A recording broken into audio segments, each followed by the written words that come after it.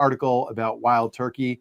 And I'm trying to figure out for myself if this is a good thing or a bad thing. So Bobby found this article in the Whiskey Wash. It basically says wild turkey. Wild turkey whiskey shits wild jerky. There it is. Rejects change in a new global campaign. Celebrating master distiller Jimmy Russell's 71-year commitment to maintaining the brand's original bourbon recipe despite industry pressures to change. And if you read the article, it basically is talking about them, Wild Turkey as a company, kind of standing firm in not really changing for change's sake, while other companies are kind of chasing, whether it be new finishes or new avenues of whiskey. I know American light whiskey is very popular right now and things like that, American single malt. Wild Turkey, with the exception of a few special releases that really aren't anything like crazy finishes or anything. A lot of them just have to do with age or exceptional barrels that they put into an exceptional bottle. But they really are not chasing a lot of things that the other companies are doing. And I kind of feel like I respect it. I just, as somebody who's not really an industry insider, I don't know if it's a very like smart move to do, if like being like kind of the old school, we're going to stay with what we got us here is a good thing, or if they're going to get left behind by companies who are innovating a little more. So I guess the question to the group is like, what do you think about that? Do you think this is a smart move? Is this something where people are going to respect it and kind of stick with Wild Turkey because of it? Or do you think they're going to get left in the dust? I'll go bottom to top. So let's start with Myron. Why the hell I got to be a bottom, man? I ain't never been on that side of the fence. I don't swing both ways. God damn. What if I said you were a power bottom? I still don't even want. I don't want no association with a bottom. No, look. Honestly, Myron is a power bottom. Let everyone look. Live your life how you live it. I'm not judging. I'm just making jokes. You know, comedy is comedy. I'll say this, Brian. So nobody has changed. Think about it. Like Wild Turkey has done finished releases. Other people have done finished releases. Sure. Has anybody changed their mash bill? No. Wild Turkey has never changed their mash bill. They've been doing it the same way for 71 years, according to Jimmy, because Jimmy's been there. I enjoy their products. Maybe somebody at one point said we need to get that Wild Turkey funk out of it, and they enjoyed that. Jimmy, according to Bruce, Jimmy loves high proof stuff. Booker loved high proof stuff. Elmer, that worked for Buffalo Trace Sazerac, didn't like high proof stuff. You know, so they were always chasing flavor, but they never chased a trend. Like, even I would say, like, Knob Creek doesn't. Think about it. How many double oak products do you see from Knob Creek? You don't. Like, no. I haven't seen any double oak products from Wild Turkey. The only double oak products I've seen from Elijah Craig have been the Elijah Craig toasted rye and the toasted bourbon. Other than that, they don't do. But everybody's done some type of finish. And honestly, I'm trying to think. The only finish that Beam has done is when they did the Suntory blend. That the cherry. Legion? Yeah, the Legion. When they did that was like a red wine finish or something, right? Yeah. And then some of the little books have some weird stuff going on, but yeah. But that's pretty it. So nobody, in my opinion, they're not doing anything that nobody else is doing. I mean, they're keeping it the same as they've always done. So if it ain't broke, don't fix it. Like New Riff, or let's say a company like I'm drawing a blank. Peerless. What is that? The Sweet Mash. Beam, Wild Turkey, Heaven Hill. They didn't say, you know what, this Sweet Mash thing is catching on with Peerless. Let's do a Sweet Mash. They didn't. You know, so. All right, Sean, you want to chime in? I completely agree with mine. I think when you're these big legacy brands, you don't really need to chase these kind of trends that are going on, at the current time. I think that's a thing that smaller brands do to try and get noticed. But when you're Wild Turkey, I don't think that's a thing you need to do. Right. I mean, especially since they have been through the ups and downs of the whiskey business already multiple times. There's been many lows in bourbon over the decades, and they've lived through all those and continued to be successful. So I think they're kind of used to this. I mean, it always hurts when any kind of business is in a downtrend, but they'll get through it. They have many times over. So yeah, I don't think they need to chase some kind of new trend to remain relevant. So yeah, I think I'm with you on that one. Rick, what about you? I'm with the guys. I mean, I think if you're one of the legacy brands, you don't have to. I think if you're a newer, up and coming distillery, you're trying to create a name for yourself. You're doing some things that are a little trendier to try to catch people's attention. And I got to be honest, man, I love Wild Turkey and I love Buffalo Trace in terms of the distilleries. Mm-hmm. I love finished whiskeys. I mean, I've got this, and Bobby will tell you about it. I've got this Founders Collection and Verana Rabbit Hole that is arguably like a top 5 out of every single bottle I've had. Wow. And it's just so good. The finish is amazing. So I definitely love finished whiskeys, double oaks and so forth. But I don't think Sazerac or Wild Turkey, I don't think they have to. Yeah. Because they're legacy brands. Yeah. And I think what we've seen, this guy, Stymie says, as long as they're pumping out 13s and 15s, throwing a Camp Nelson, they don't have any. I think, I mean, the things I respect about Wild Turkey is everything that comes out of them except 101 recently. And Sean, I know you'll disagree with me, but I'm not, you're going to pick that big handle. I do disagree. I'm so glad Bobby's not on for this segment because we can bash 101.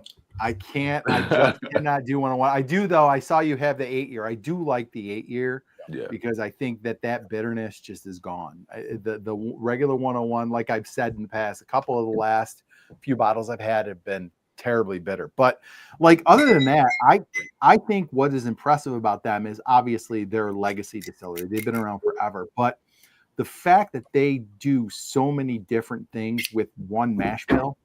Yeah. I mean, like it's just amazing how many different iterations and how many different, I mean, they all have a little bit of that funk in them. And I think a lot of times you can tell you're drinking Wild Turkey, but they really do put out a nice variety of stuff. And it's all the same whiskey in the bottle. It's just a matter of age or just, this barrel is better than that barrel.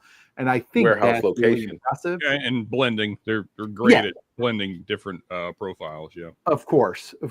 But like, I just think that is impressive. And why mess with it? Like, why chase trends and why go after stuff and mess with it? And I think you guys are all right. Like, I'm like, I was asking initially, do you think Wild Turkey will kind of get passed by or left in the dust? And it's like, no, it's Wild Turkey. Like everybody, like I'm always going to buy a bottle of Rare Breed or bottle of Russell's Reserve. Like I'll always buy those. They'll always be on my shelf. And Sean, for whatever reason, will always buy a Wild Turkey 101 and he'll be happy. Because they're $35 for a 175 of clearance on Kroger. Yeah. Sean, have you done head-to-head the 8-year and the regular? Yeah, so I actually did the full head-to-head of the 70th 8-year and the regular Shelfer 101 last Saturday evening. Okay. And, just going back to the variety and profile that Wild Turkey is able to accomplish through the same mash bill. When you compare the 70th to the 8-year, they are wildly different profiles. Mm-hmm. And like we've all talked about, it's same mash bill. It's just, picking different barrels, blending differently. So you can do a lot with the same whiskey. So, sure. Obviously the 8-year and the 70th are better. I don't think they're wildly better, but they're also, like I said, that thing is $35 for a 175 right now. My 8-year cost me $45 for a 750. So that is a huge difference in price. And value pour for sure. What's that? The value pour for sure. Yeah, for sure. So so it better be better. One of the things I did a video a few weeks back about like bottles that like aren't as good as they used to be, and Wild Turkey 101 was one of them. So I did a follow-up video that'll be coming out in a couple of weeks about like, okay, so I just shit on like these 5 bottles, but like what can you get instead that is comparable or better? And the Wild Turkey 101 was a hard one because of the price point. Like there's not another bottle that's like comparable at that price point that I didn't already use. Like I used Old Forester Signature for early times bottle and bond. So like I can't go to that one. And there really isn't another comparable one. And one of the ones I suggested was the 8-year because I think it's better. But now you're talking about double the price basically for Wild Turkey 101. So it is a value pour, and I do see why people do enjoy it. It's just, I don't know, it's changed for me, and I don't know if it's my palate or if it's the whiskey that's changed. But I will agree with you, Brian, that I do think it has changed to some degree. I don't have an issue with that statement. I think that there's definitely younger whiskey in the Shelfer 101 now. Okay. And you think that's sacrificed for things like the 8-year and the 70th and stuff like that?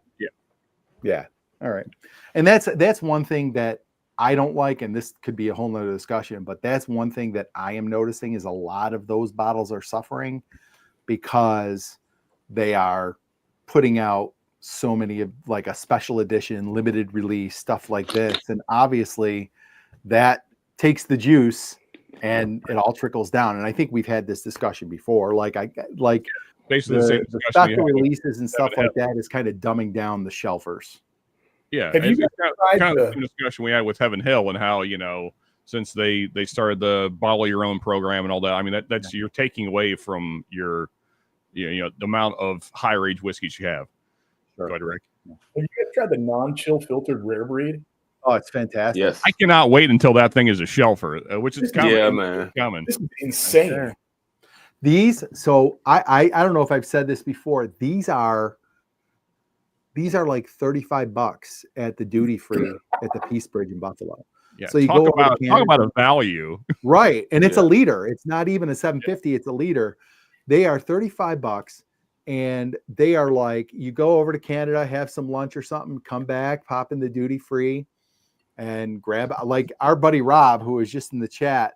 He buys them by the case, and it's absolutely incredible. It's such a bargain. Yeah, I'll be happy when they come out on the regular because it is better too, but it's not going to be $35 anymore. We got to talk, Brian, because your buddy Rob, if he buys them by the case, we might need to get one to Maryland at some point. Oh yeah, absolutely. Next time I go over, I'll grab some and get. I think sure. Rob signed off for the night. But yeah, cheers, Rob. I got you one, Sean. Did you kill it already, or is this you still got it? I have a little bit left. Okay, my man. That's my man right there. Like me and Sean, we drink very similarly. Hey, if you give me whiskey, I'm going to drink it. It's not for looking at. You damn right. Byron, I for sure can get you one. I'll talk to Rob and I'll get you one for sure. Appreciate it. We'll work some things out behind the scenes. Absolutely. All right. Why don't we move on? I think we talked as much about Wild Turkey as we need to, unless anybody wants to say anything else. Let's get into it. So obviously, a couple things that I want to lay out before we get into the discussion, and this is for people watching, people in the chat, whatever. Like, we're not looking to get into a right versus left discussion here or a debate about that. Like, that's not really what this is about, because I think the things that we're going to talk about really transcend that stuff. I don't want to point fingers at one side or the other when we talk about things like free speech and cancel culture, because everybody does it and it affects everybody. And I think I don't know about you guys, you three, but I'm sick to death of listening to people point fingers at one side or the other over the last 2 weeks. I think it's gross. Yeah. And it's just, I've had enough of it. I can't really listen to it anymore. But I guess we can start with, obviously, a lot of this discussion, a lot of what we're talking about stems from what happened to Charlie Kirk. Yes. And so, like, if anybody wants to chime in on him, like, for me, I enjoyed listening to him. I was not somebody who, like, agreed with or parroted everything he said. But I did respect a lot about what he said, and I respect how he did it. We were watching the video of the day he was shot, and I was showing Marianne, like, watch what he does. He talks, he puts down the microphone. and then the other person talks. Like, he's not just like pouncing on that microphone ready to jump in. He was a guy who would listen to what you had to say, and every time he was done talking, he put down the microphone. And I think it was intentional. I think he is showing people, like, now I'm prepared to listen to you. I'm not like looking to jump in, interrupt you, all that stuff. And I really respected what he was willing to do, like go into basically what is a hostile territory and talk to a lot of college kids who weren't on his side. And I think it's a real loss for us, to the idea of discourse and debate, that he's not here anymore. I think it goes without saying for all of us, like, none of us are going to condone what happened to him. It's an awful thing. And I think our discourse is worse off because he's not here anymore. So if anybody else wants to chime in, I can just go around. Like, Rick, anything on Charlie Kirk before we move on? I mean, you said so many good things, and you well articulated them. I think the biggest thing for me is that he set probably the best example that I've seen in recent years on how to have a healthy debate with people that have a different point of view than you do. Right. And I think the heart of what makes the country great is the varying opinions that we have, different perspectives on religion, finance, politics, rights, freedoms. And I feel like over the last 30 years, our ability to have a constructive conversation with somebody that might have different points of view has been lost. And I don't know if it's a function of social media and people just aren't as conditioned as, just sitting down next to somebody and belling up to a bar or sitting across from a kitchen table. But to me, that's tragic. And if we were able to somehow as a society regain that skill set, I think it would mean really good things for the country. And so you think the one differentiating thing about what he stood for was that healthy debate. I mean, I watched a lot of Charlie Kirk. Yeah. I agreed with a lot of what he said. I disagreed with some of what he said, like you. Yeah. And I think how much is on the agree or disagree doesn't matter. Yeah. But what he did was he treated people with respect. Yes. And he would rebut them, and he would, refute data that was either proven to be incorrect or try to correct narratives. Mm-hmm. But he tried to pull people into common ground. I mean, and just think of that example. If that example could be set by both sides politically, by all Americans, by people that, that socialize, that go to the same church or work together or whatever, think of how much closer we could become. So I think the tragedy is, of course, to his wife and his children. I think the additional tragedy is that he's the first person that I've seen that has had the balls to do what he did. And unfortunately lost his life for it. And I think that's a tragedy. So, yeah, agree. And to your point, real quick, I don't want to step on anybody else's point, but to your point about social media, I think it is a definite factor here, because social media has made it so you don't have to debate somebody you don't agree with. Like, you can curate a bubble around you of a bunch of people that agree with you, and it becomes almost inconceivable that somebody doesn't share your worldview.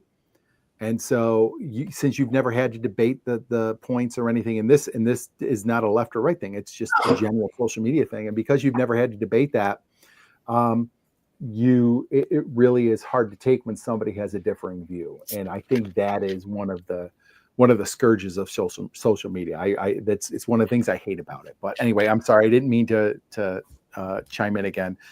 Myron, any thoughts? Well, first of all, I think that it was tragic that his kids had to be there to see something like that.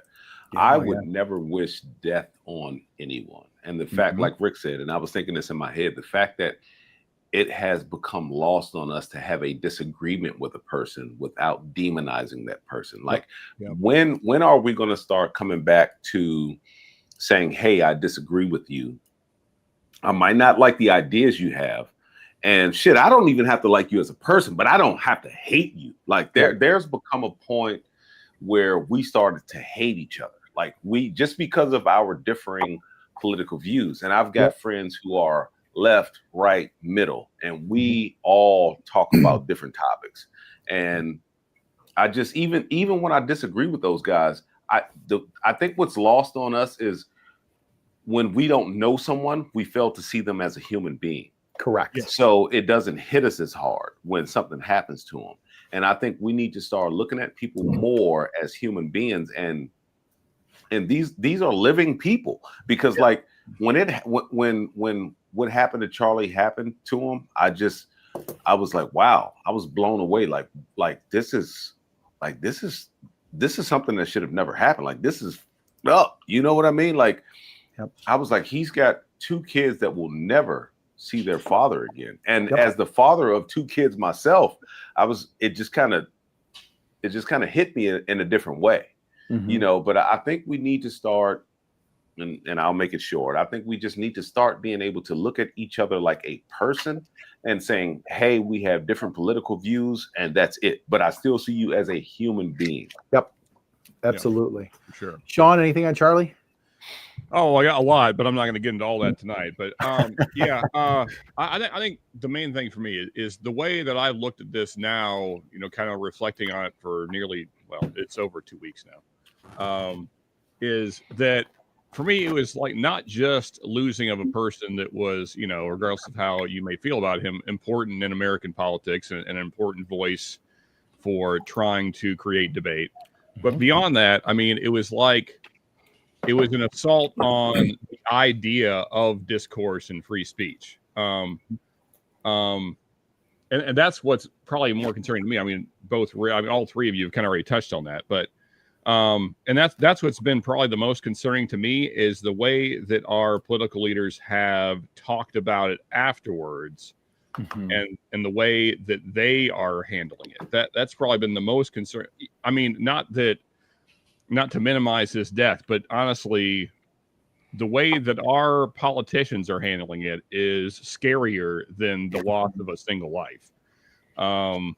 As much as I respect the man, I hope that there's not bigger problems on the horizon. Yeah.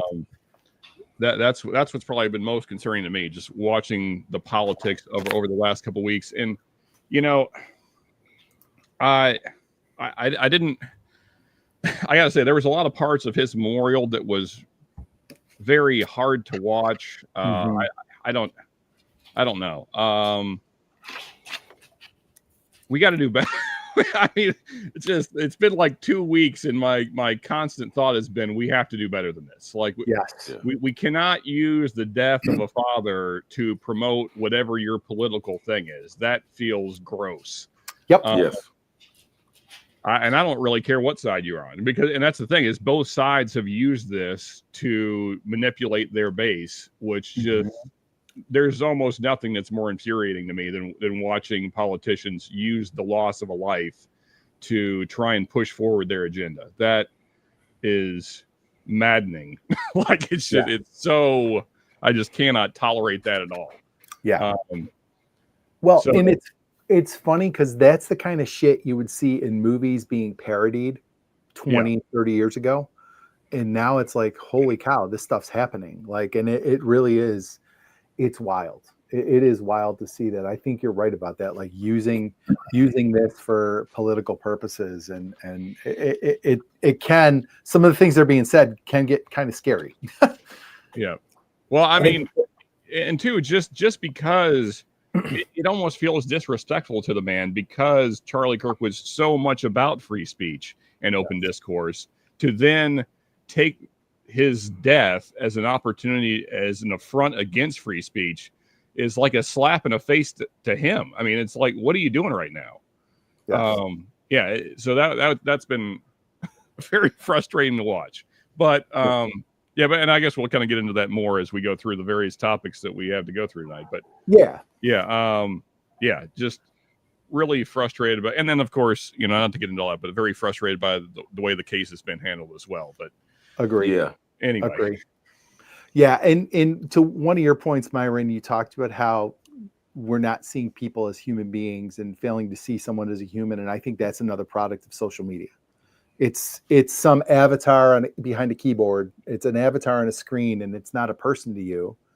And like, I think that it's very easy to get there, to say, you don't see them as like another person. And so I think that definitely plays a factor as well. I mean, as a teacher, but also a social media user, I think it's it's insidious. It really is insidious, and it's, I don't know. I mean, I'm not at the point where I'm like ban social media because I don't want to do that. But man, like if you got little ones, like keep them away from it as long as you can. We tried, and it was really hard, but it's a terrible thing in my opinion. Just to kind of, because I know we're going to be getting into this, the two specific things that kind of stood out to me the most was, of course, the Pam Bondi thing, which I know we're going to talk about here in a second. And then on the other side, if we're saying there's even sides, but on the other side was the pushing forward of, gun control narratives. And both felt like bad timing. Like we can have these discussions, but don't use a man's death to do it. Right. Like that. Yeah. And there was a lot of both of that going. And I know there was a lot of pushback against Pam Bondi, but still I guess what it is for me is at least it gives you some insight as to what our government is possibly thinking.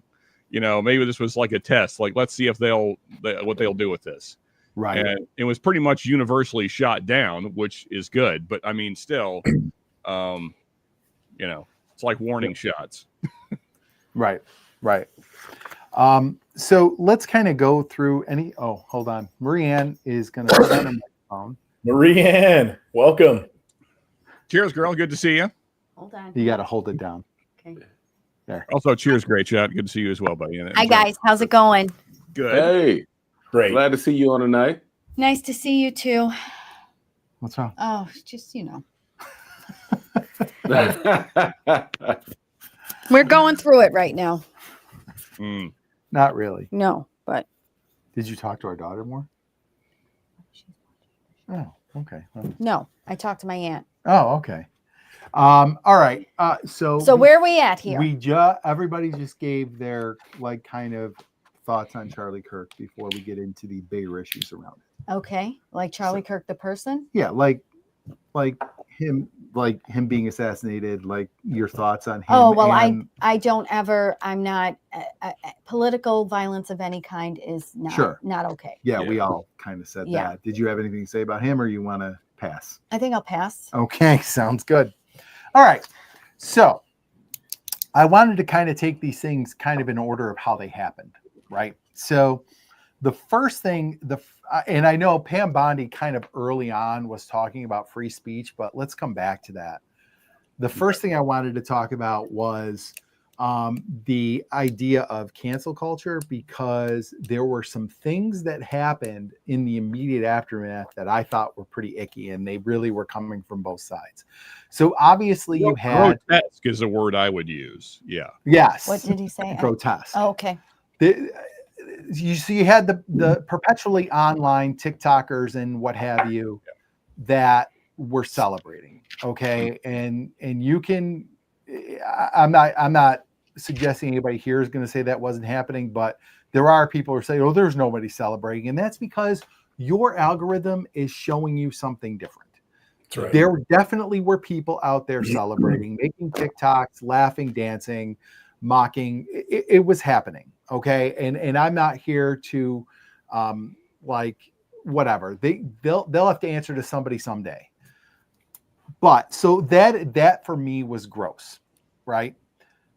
But the other half of that was the people who didn't like that. Like, I'm somebody who didn't like it. I didn't get in people's comments and write about it.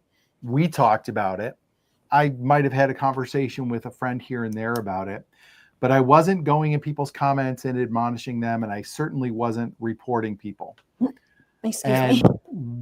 What bothered me, Here's Richie. and this is what I want to get your thoughts on. Hi, Richie. What bothered me was this wave of people who were like, here's where the person lives. Here's where they work. Here's where their husbands work. They have this many kids. They live in this town. Like, that was over the top for me. And I'm not about that. Like, if a company sees it and wants to fire somebody, fine. But to basically dox somebody and flood their employer with phone calls, complaints, to flood their business website. That one girl on TikTok, her name is Megan Farina. Her husband's website, he's an electrician out in California. they had to like shut down their site. Their Oh. reviews got bombed. Like, Yeah. and fine, whatever. She did an abhorrent thing, but like that's just overkill to me. And then what really put it over the top for me for kind of being like, this is not right, was JD Vance going on TV and saying, go report these people, go to their employers. Like You made that's the point I was going to make. that's the vice president of the United States now telling people to basically go Perpetuating it. dox people. Yeah. And I'm not about that. So I guess I just want kind of based on what I laid out there, kind of what are your thoughts on all that? Because I was not a fan of that. I was not a fan of the celebrating and the grotesque things happening on TikTok and social media. And I was not a fan of the backlash against it and the basic doxing of people because of it. I'm going to go first. You know why? Why? Okay, you guys, everybody in the chat, everybody on the panel, hold on to the seat of your pants. I agree with everything you just said. Write it down. Hey, wait, you got one. You got it on video. Yeah, you got one, Brian. There's witnesses. We're playing. That's going to get cut into a short. It's going on all our channels, people. Brian, you need to go to Vegas right now. You've got great luck. I know. That's right. Get on the plane. Brian, odds are right, in my once favor. it How applied. could that was logical? Yeah. I mean, it Very. was honest, and there anybody who disagrees with what you just said, this would be one of those times where I would strongly express my opinion and tell somebody how wrong I truly think they are. Do you want to add anything to it? No, the point I was going to make really was JD Vance. Yeah. Because of the position he holds in this country and the responsibility he has in that role, telling people to call people's places of work and get them fired. It is just so deplorable. I can't condone it. I can't get behind it. I do not agree with people celebrating anybody's death, especially in the manner in which Charlie Kirk was assassanated. Again, I did not agree philosophically with a lot of the things that I would Charlie like Kirk to ask said. a question to the Pardon? group. I'd like to ask a question to the group and the panel. Okay. While we're kind of on the topic, because Okay. I agree that I don't think the vice president should be doing it, but do we believe there should be any consequences for those kind of acts? Absolutely. Yes. And then Great Shot said here. Great Shot said, if you want to put your stupidity out there, just beware of the consequences. And 100%. Like I always say, like my people are always like, well, hate speech this and misinformation that or whatever. And I'm like, look, people can say whatever they want, but once they put it out there in public, you know who they are. Right. And so, yes, there is a consequence, whether that's a social consequence or a consequence from your employer. I think the part for me that kind of puts it over the top is, and I can't say this was happening en masse, but there were people who were like, hey, TikTok, here's their house. They live in so-and-so, California. No, This is her husband's business. Not It's okay. at this address. Nope. You should go see him. And like No. that kind of stuff. Especially It only takes one crazy, lunatic one crazy. to be like, oh, I'm going to go F and visit that guy and I'm going to bring my gun with me. Like that to me is a little bit over the It's top. scary. It's honestly, that's scary business. We've said enough. Go to somebody else. Yeah. Let's go, Rick. What do you have? What about all this? I'd rather go last, but that's okay. I'll go first. Okay. We'll come back to you. No, I don't mind. I don't mind keying it off. Okay. I'm really stuck because I feel like free speech is obviously it's First Amendment, it's the foundation of the Constitution. If we lose that, everything else begins to crumble. Right? It's the identifying factor for the United States of America. So you put a pin in that and come back to it. I also believe strongly that it's upheld by the Second Amendment, but we'll get into that talk show another day. But I believe that people have to be responsible for what they do and say. I completely agree with you, Brian, that there shouldn't be a cancel culture. People shouldn't maliciously go out and target people, show people's homes, write their, the president of the company where they work. That's ridiculous. Right. That's the opposite of what Charlie stood for, which was respectful debate, right? I mean, I actually think that he modeled respectful debate, regardless of what you think about his positions, very well. So you take that and you look at it's reactionary and it's not healthy. So the other thing is, like, there are a lot of people, JD Vance included. I'm a fan overall of JD. I don't agree with everything he does, but I was not a fan of what he did, and I thought that was in poor taste. I also recognize that he was friends with Charlie. I recognize that he had a personal relationship, and I realized that all humans are fallible, and he was probably leaning on emotion and platform more than common sense. And I think maybe 6 months from now or 6 years from now, he may look back and say, I'd like to have a mulligan on that. I'd probably handle that a little differently. I make mistakes every day. I learn from them. I completely agree, though, with your take on Vance. Yeah. But I do believe that this is going to be interesting. I think in the coming weeks and months, character is being identified with people's reaction to this tragedy. I mean, I see it. We're not talking about right and left. I see it on both sides of the aisle. I see it with people in work. I see it with people, at church. I see it with, neighbors. And it's unfortunate because now we've got clarity on people's character on, if you're celebrating anybody's death, I don't care who it is. I mean, Myron said it best. No one deserves to die over their religious beliefs, over their political beliefs. And that's not exactly what Myron said, but it's ridiculous. It's a tragic loss. So I'm trying not to rabbit hole this, but I believe that it is unfortunate, but we have to allow people to express their grotesque, as Sean said, opinions. Yes. But if a company chooses to fire them, then those are the cards that you played with, and those are the ones that were dealt, and you have to reap the consequences for that. And I also think, to whom much is given in responsibility or influence, much is expected in return. So I'll take that from JD Vance over to Jimmy Kimmel. And, you look at someone that has the reach and influence of Jimmy Kimmel, very clear on his positions. No one ever questions his positions on candidates, agree or disagree. And now, again, it's going to get swept under the rug. He's being brought back. But the backlash of him being suspended for saying what he said, I thought what he said was grotesque, and it was the company's decision because he works for a private employer. It was the employer's decision to make that corrective action and put him on temporary suspension. So I was at first, I'm like, wait a minute, you can't stifle someone like that. And then I thought about it, I'm like, wait a minute, he's a private employee. If they don't agree with what he did, they certainly can. So there's two different things. You should be free to speak your mind and your heart and your opinions and try to influence others, whether it's grotesque or whether it's constructive. But you should also be prepared for consequences depending on the vehicle you use and how many people you reach and how you go about doing that. I think that's the kind of the common sense behind it, and that's where I'll put a pin in it. Okay, absolutely. And I think we'll come back to the Jimmy Kimmel thing when we talk about free speech, because I there is a few points there that I think are important to make. Myron, cancel culture. Where are you on this kind of the cancel culture that emerged after Charlie Kirk?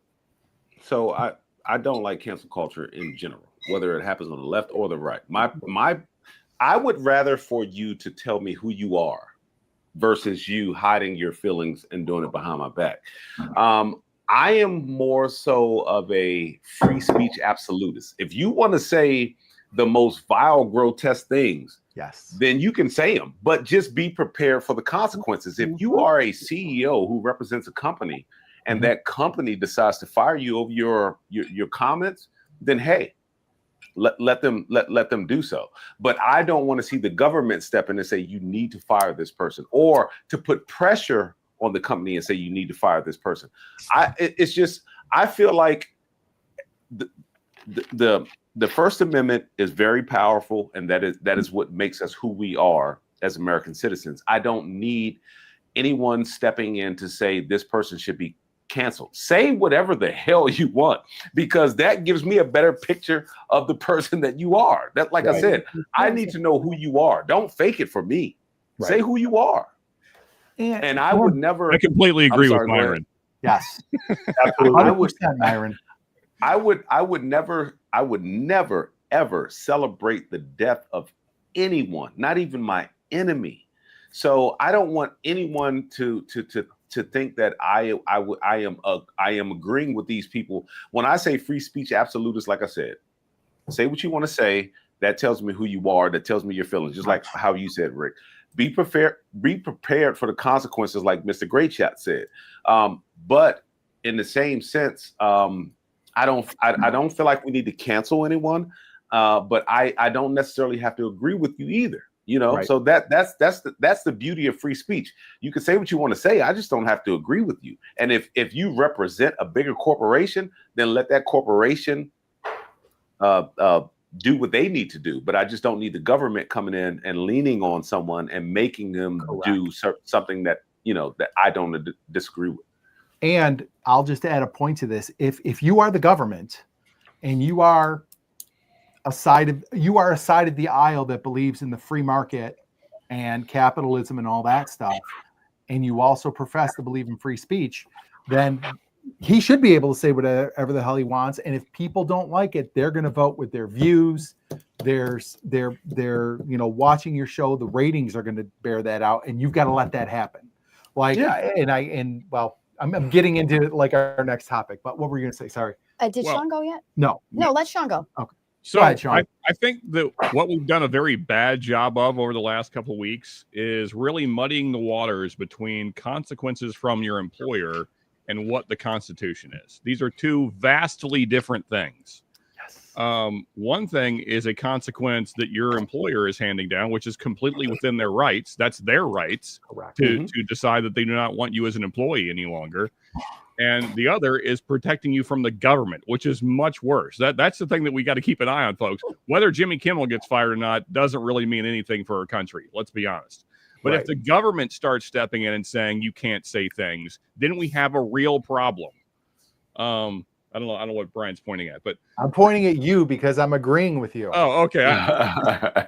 Anyway, so you know, and what was really frustrating for me as well over the last week, really, the Jimmy Kimmel thing, is people like conflating it with the Charlie Kirk situation. Like, these are not equal.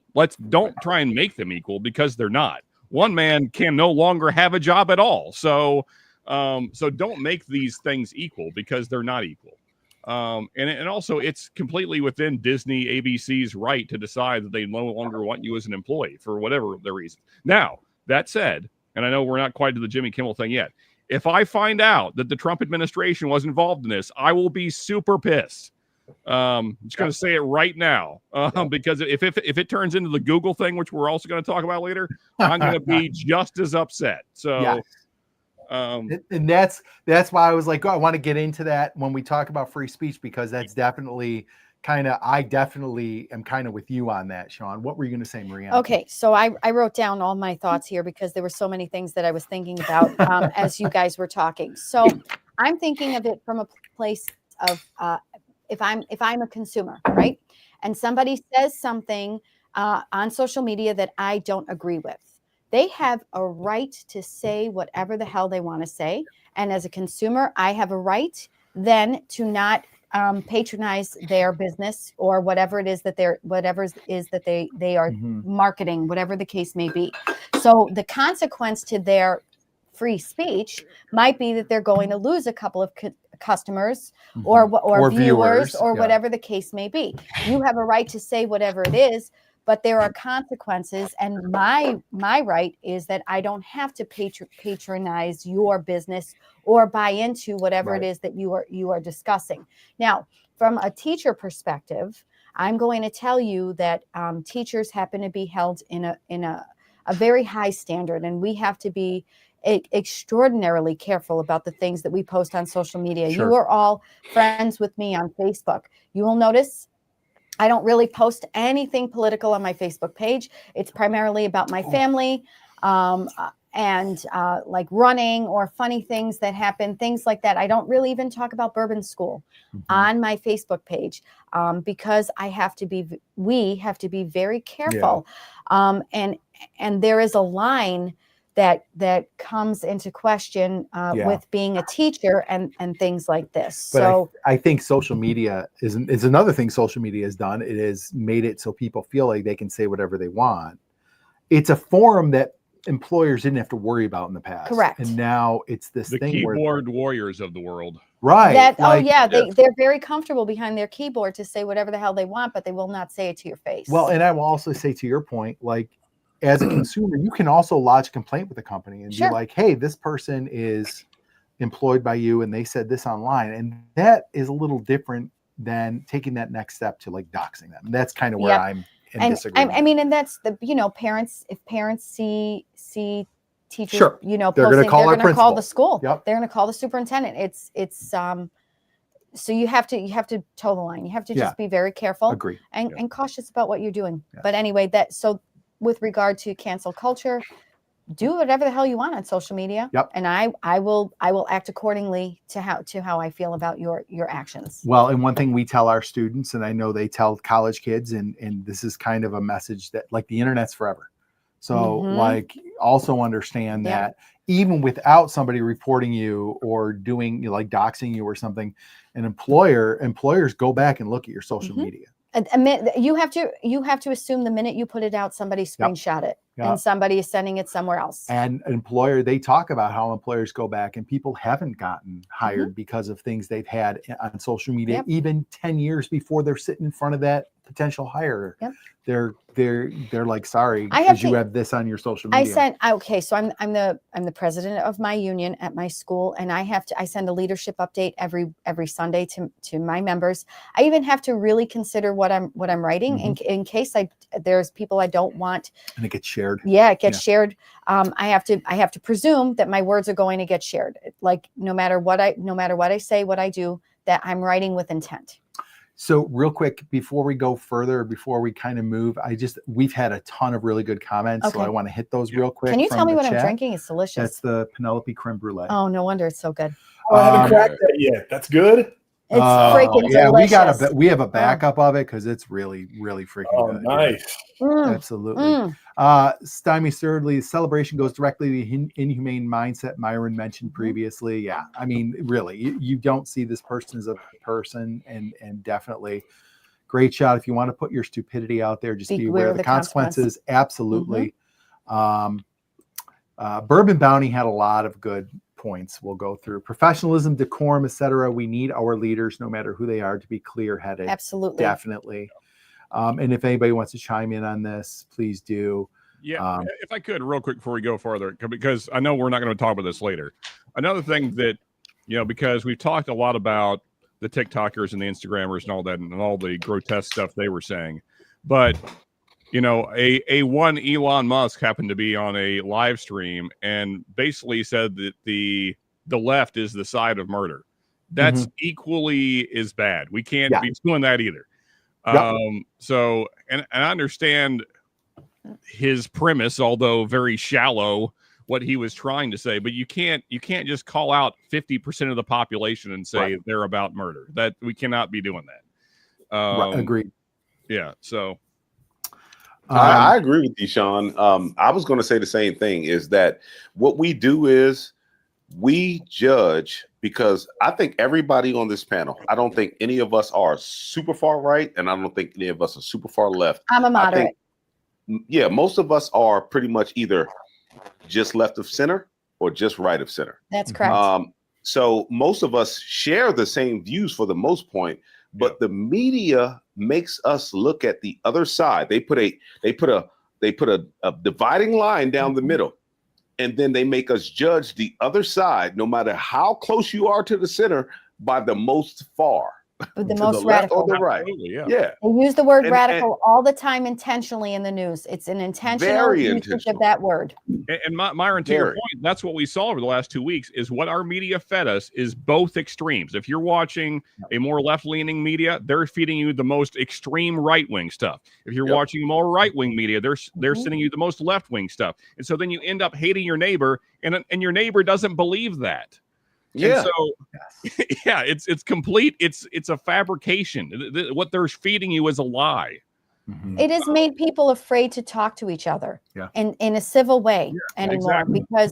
because if you lean one way or the other, it has taken away any civility in conversation. But I Absolutely. agree with that. And I think you mentioned something. I don't know if it was Sean or Myron, but you guys mentioned algorithm earlier, and I don't know who it was. But the idea is that unfortunately we get a lot of our information online, and depending on how your algorithm is wired, you're going to get things that click with more of your your native views, but you're not going to get a diverse group of you're not going to get like a good mixture of information. So it's going to continue to feed your natural inclinations in terms of your perspectives and so forth. So like back in the 80s when I was a kid, I was born in 75, but when I was a kid, ABC, CBS, NBC, if you change the channel, it was the same message. Mhm. And if you went to any, It was just actual news then. Yeah, Yes, they actually that's right, reported the Sean. news. Yes. but now it's curated on Yeah. both sides, and so the struggle for people to get information is tough. Yep. And that's another reason that I hate that unfortunately, again, agree or disagree with his points of view. The manner in which he debated and tried to influence others to consider other thoughts, that's a huge loss for the country. Yeah, we definitely need more of that. Yes, We do, and maybe we can model it here. I don't, who knows? For sure. But, on the algorithm thing, because to Rick's point, I mean, these are very sophisticated programs. The way I try and combat that is when anything comes in my feed that I don't necessarily agree with it, I watch it anyway to throw my algorithm off. Okay. And the reason for that, I may not agree with whoever this person's take is, but then the algorithm doesn't know which side I'm on, so it just feeds me both things. So I'm going to puke up my bourbon. I just read Stymie's comment. I almost spit it out. That's fantastic. But yeah, if you only click on the things you agree with, that's all you're ever going to get. Yep, absolutely. This is an important point is we're moving into free speech now. I feel like a lot of people make this mistake and think that free speech means your employer can't fire you. The First Amendment is there to protect us from the government, guys. It is not there to protect you from your private employer. It is not there so you can say anything you want on social media without consequence. It is there to protect the whole point of the Bill of Rights is these are the things that the government has to respect, and these are the things the government cannot violate. And I think that's something that people are not really in tune with. But let me get caught up here. We've got a lot of chat. Not going to talk about tonight, but fun rabbit hole to go down is research what the consequences are of a government official breaking the Constitution. Short answer is there's not a whole lot of consequence. There should probably be stronger consequences. They do it all. I mean, if you think about how much power the president has accumulated over 250 years. And all the executive orders and all the right. I mean, there's so much the president does now that was never intended, and they are things that they are powers that the presidents of the past have just taken. And I tell my kids this when we learn about this, when we do the Constitution and stuff, and I tell them, like, if nobody challenges them, then it just becomes like it's just something they can do now. Like, if it doesn't go to the Supreme Court or nobody passes a law that says, hey, you can't do that. If the president does something and everybody just kind of lets it happen, suddenly now that's a new power the president has. Yeah. Because once it's done a couple times, they can just say, well, past precedent is this. And it's like, you're screwed. Well, while we're on the topic of left-right, I know for whatever reason, the Constitution has become a more right-leaning topic. I don't really know why that is, because it protects all of us. Right. But I mean, if there's anything that us as Americans should protect, it's that piece of paper. Yep. It's the most important piece of paper ever written.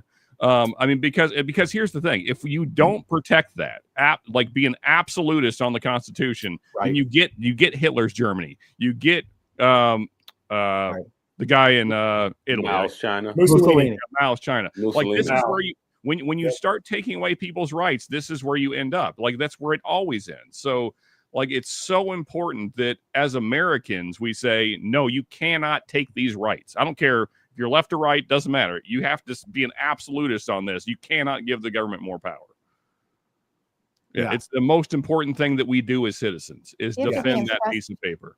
You have to be impressed with the foresight the founding fathers had when they wrote that document, for real. I mean,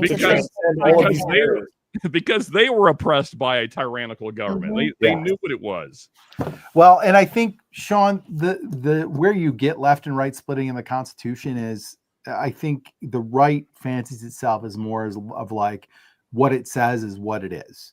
And the left, I think over the years has become more of like, well, it's open to interpretation, or it really means this, or maybe it means this. And I mean, I think there's room for both of those interpretations. I think that's where the split has really become, like literal Constitution interpretation, or like, can we kind of interpret it that they might have meant this, or like this applies because this situation didn't exist back then. So now we have to kind of fit the Constitution to this new situation or something. But I mean, for me, Brian, and I really hope that most of America gets here soon, because we need you to. Just look back at history. Look back what happened when people took away the rights of their citizens. It's never gone well. Not a single fucking time. Nope. Ever. I mean, study anywhere where the government took away the citizens' rights. It's never gone good. And it always started with disarming the citizens. Every single time. That is Germany, in Italy, in China. Every single time. I mean, it's always the first two things. They censor your speech and they make you helpless. Don't let your government do that. Yep. Definitely. Rich C, need to teach the kids how to learn, not what to think. Absolutely. That's a statement that really drives me crazy, is that teachers are indoctrinating their students. Like it is so not what is happening in the classroom. And I think, not in our classrooms. Correct. I'm not in anybody else's classroom. Maybe not elementary and high school. I'm standing up for our profession, and I'm going to say that I do not believe teachers are doing such a thing. And I think that's really a danger. It's a dangerous statement to make. I was going to ask how you guys felt. I was going to ask how you guys felt being teachers, because that is one statement that is constantly pushed. And I don't necessarily, because we've all come through high school, right? So I went through high school. You guys went through high school. I cannot tell you. Now, I will say this. I know one teacher who I would assume is probably on the right. He never pushed his views. But I can never tell you how many teachers were on the left, because they never pushed their views either. Now, the only reason why I feel like this guy was on the right is because of certain things he said and certain comments he made, but he never taught the class as though it needed to be right-leaning. And the majority of the teachers and that was only because he taught government, but the majority of the teachers not even the majority, everyone except him, that I came up learning under through high school, never displayed their political leanings. Never, ever. Mm-hmm. They taught us the curriculum that was supposed to be taught by the state or the county, and that was it. Sorry, I'm looking at Ben's comment. Yeah, Ben says the only thing worse than the government is the airlines. I've been on with customer service for 3 hours. Ben. Jesus, Ben. Oh no. I would like to talk about briefly. I know we got a lot to talk about still, but I would like to talk about John Cran's comment that you had highlighted there for a while. Yes, okay. So Sean, I was definitely gonna comment on this. So let me just jump in, and then you can say what you want to say. John, I agree with you. I don't know, Sean, if you're gonna agree or not, but it really, really makes me cringe when politicians start getting very religious-y. That's all. Yes. That's all I'll say. Go ahead, Sean. We had a discussion about this last night. Yep. Well, so I mean, this was my issue with the Charlie Kirk Memorial. Like these two things should never mix.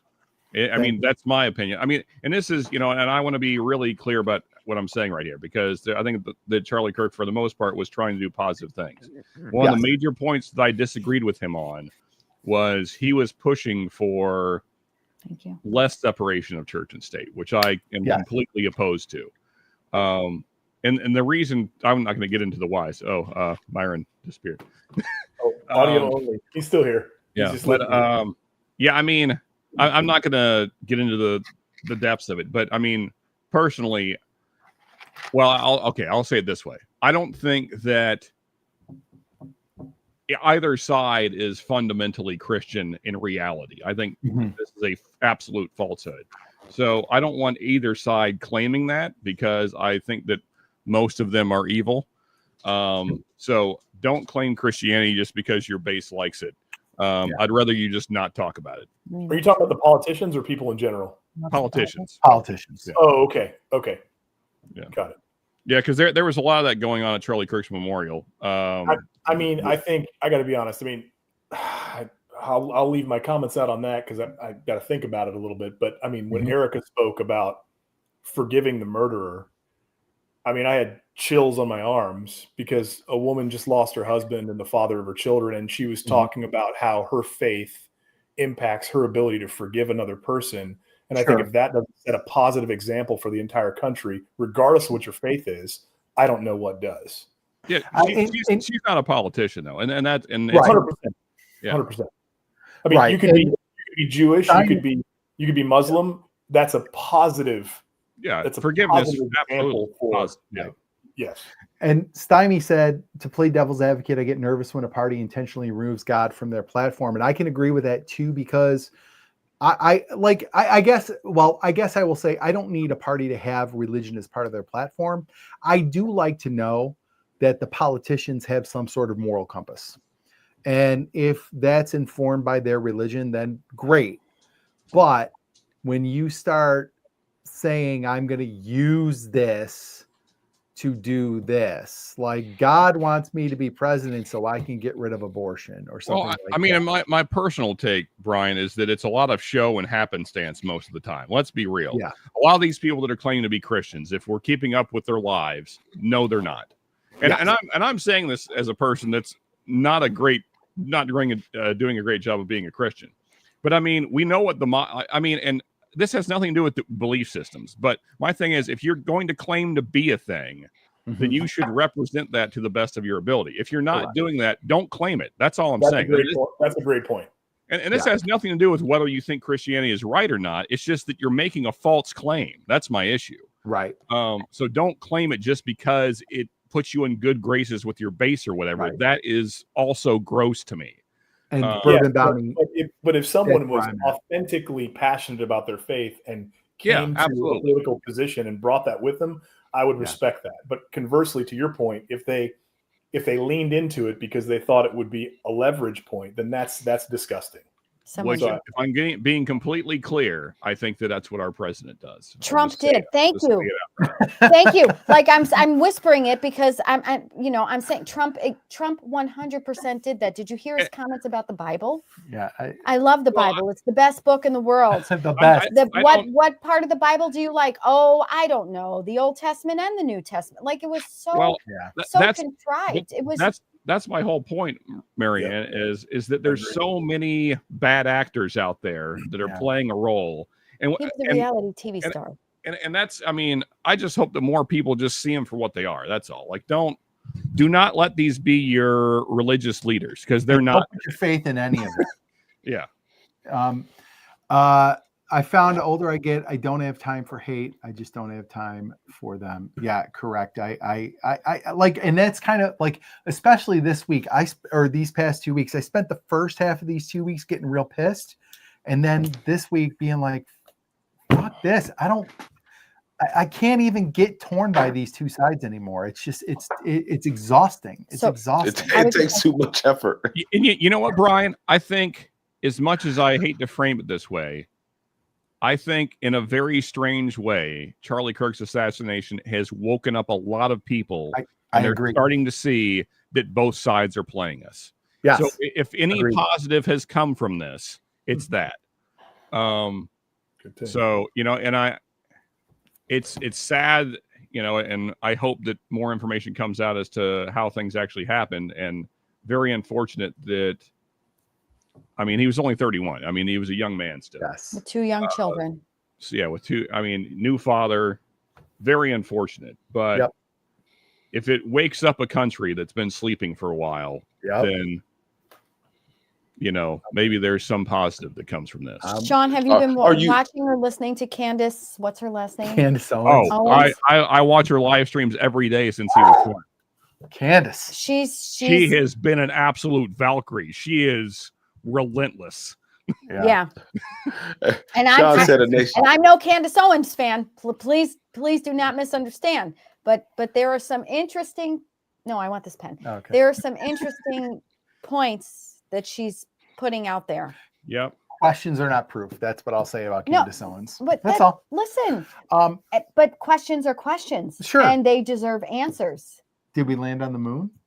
Yes. How do you know? They But there was a shadow going one way. Now, Oh, see how get outta stupid you here. can get with We're this? getting, we're Anyway. getting sidetracked. All right, folks. let's not get off topic. So, let's not get off topic. Myron has limited time as well, so we need to. Let's get into the bigger issue, which is free speech. Because honestly, cancel culture, Myron is so glad I finally got here. ideally, cancel culture is not really going to affect us, because I think most of us are pretty savvy about what we do, or don't really have to worry about what we say online, because we might not have jobs that really bear consequences, or, like I said, more importantly, we're all pretty smart about what we put out there. Yep. But the free speech issue is one that has really bothered me, because there are so many people invoking free speech incorrectly. Okay. Like these people who get canceled on TikTok. Well, I thought we had free speech. Well, you do, but like the government's not calling TikTok and saying shut down that account, Just the people or are. fire that person. The people are doing that. And if you might think it's distasteful to go as far as some people have, like I happen to think it's distasteful to flood employers with calls and all that stuff, but that's not a free speech issue. I'm sorry, it's not. If your company decides you're giving them a bad name and we're going to carve part ways, they have every right to do that. Don't say I'm sorry. Own your words. Where it gets muddy is the Jimmy Kimmel thing. Because I think, and I do not like Jimmy Kimmel. I think he's a hack. I think he's a hypocrite, because this is a guy that did like extremely crude things. The Man towards Show. Women on the Man Show. He did blackface, dressed as Karl Malone. Oh. And all that is supposed to be forgiven, because now all of a sudden he hates Donald Trump. And it should be noted, his portrayal of Karl Malone is like a dumb Southern black man. He's not just playing a black man. If you watch that, it's pretty freaking cringy. Like it's I didn't know right. that. It's I've never seen it. Me neither, I've never Myron. seen it. it Myron, is. I'm not here to be offended for you, but if I was Oh, a God. black Myron, person, you I'd if you probably be watched it, offended. Is that bad? if you watched it, you would probably have a very different view of Jimmy Kimmel. I'm like, just saying. especially because, like, imagine somebody doing it today. Oh, he'd be canceled within Yeah. like the. No, he He'd probably can't be do that. taken off the air live. Yeah. But, and They so flip right over to Family Feud. Joe's here, Joe, and that's kind of the Oh, point you're I'm yelling. getting to. You're Joe says there was nothing muddy about Kimmel. The government pressured affiliates to shut his show down, and that's the FCC. thing where Do we have proof of that?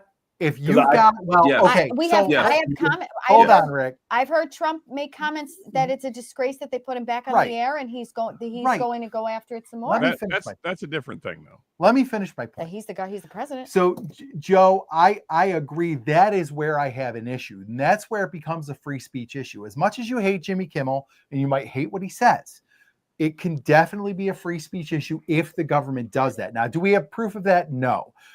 But Well, actually, here's that's what not true. We here's do what have we it. do have. We Yeah. have Brendan Carr going on TV, He is the the head of the chairman of the FCC. FCC, an agent of the government, saying, Yeah. well, if I were ABC, I'd do something about that before we have to do something about it. And I'm sorry, you cannot pretend that's not the government exerting some indirect pressure on this situation. Yes. Okay, Here's that's fair. the other thing I will say. Well, can I bring up 2 People- points? Well, no, after you, Brian. Yeah, and this is my last point. Then we'll go around the horn. My last point on this is that if you want to use Jimmy Kimmel getting canceled for a week as proof that Trump is a fascist who's pissing on the Constitution, he's the worst fascist dictator we've ever had or ever seen, He's not because great they at kept Jimmy Kimmel off the air for 3 episodes. Yeah. So I really do think my take on the situation is yes, the FCC chair came out and kind of threw out a signal. Yeah. But I think also, I think this is pretty, you can look at the numbers and the data and say, Disney probably saw this as an opportunity to take a show that was shit in the bed and saying, hey, can we unload this contract and not put this show on anymore because it is tanking. Yeah. Did the FCC help them along with it? Absolutely. Did the FCC help these affiliates who are not showing him right now to make that decision to not carry his show? I think absolutely. And I think that's where, and Joe, I'm sorry, I know you said it's not muddy at all. I think it is muddy, But I think the fact that it is muddy makes it an issue, because you don't want the government really putting their thumb in the scale at all. So that's my take. Myron, you were ready to jump in. What do you got? So 2 points that I have to make, and I'll save my because one is just a question. But the first point that I have to make is you can't have someone who heads a government agency say, well, we can do this the easy way, or we can do this the hard way, and brags about it. And then it's not only the people on the left, like Sean said earlier, you've had the people on the left and the right stand up for the First Amendment, because anytime you have a person who I find despicable like Ted Cruz, anytime you have him sit up there and say this was wrong, and he talks about, hey, this came off like a mafioso boss, or Ben Shapiro, or Candace Owens, because when the shoe is on the other foot, that's right, and you have a radical, as Trump would say, you have a radical left-wing lunatic in office, and they do something like this, it's not going to feel great. It's not. So we need to leave government out of that equation. And my second part, the second question, well, what I have is a question, which is the second part of what I was talking about, is just asking Rick and everyone else, what did he say that was so abhorrent? What did Jimmy Kimmel say that it was so abhorrent? So the government, the FCC's position was, we have the right to regulate broadcast TV, and if they're out there using our airwaves to spread falsehoods, we can do something about that. What Jimmy Kimmel said was, and it really, I believe, was a setup for a joke more than anything, but it did not come out that way, and this is well after we knew the leanings of the guy who killed Charlie Kirk.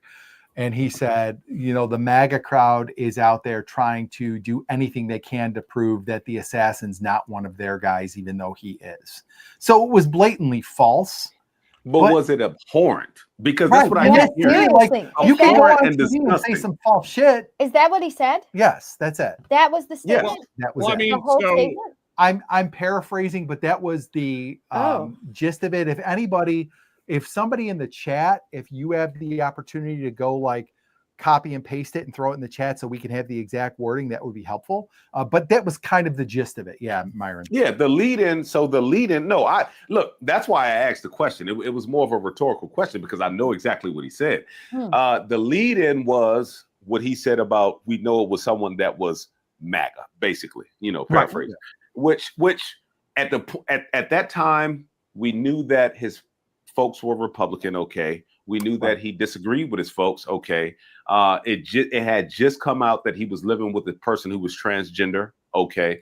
Yep. So both sides were trying to push it as, he's not my guy. He's not my guy. Exactly. Jimmy Kimmel came out and said, we knew he was, well, paraphrasing, we knew he was MAGA. That was bad to say. That was bad to say. Was it abhorrent? Was it disgusting? No, because what he led into was our president being asked about his friend dying, and then that his comment being, yeah, I think I'm doing good, but hey, had you seen the new ballroom? Did you see all the trucks over there for the new ballroom? How weird that was the lead-in. Yep. Which even people like Rogan said, I thought that shit was funny because it was. He said that that is how a fourth grader mourns his pet something. Yeah. Which you could have left the word pet out of it, but I understood where he was going with the joke. But the fact that he tried to put it on MAGA, was it wrong? Yes. Yeah. Just like a lot of people when it first came out, including our president, and I shouldn't have put quotations behind that, but including our president, the first thing he said was left leaning.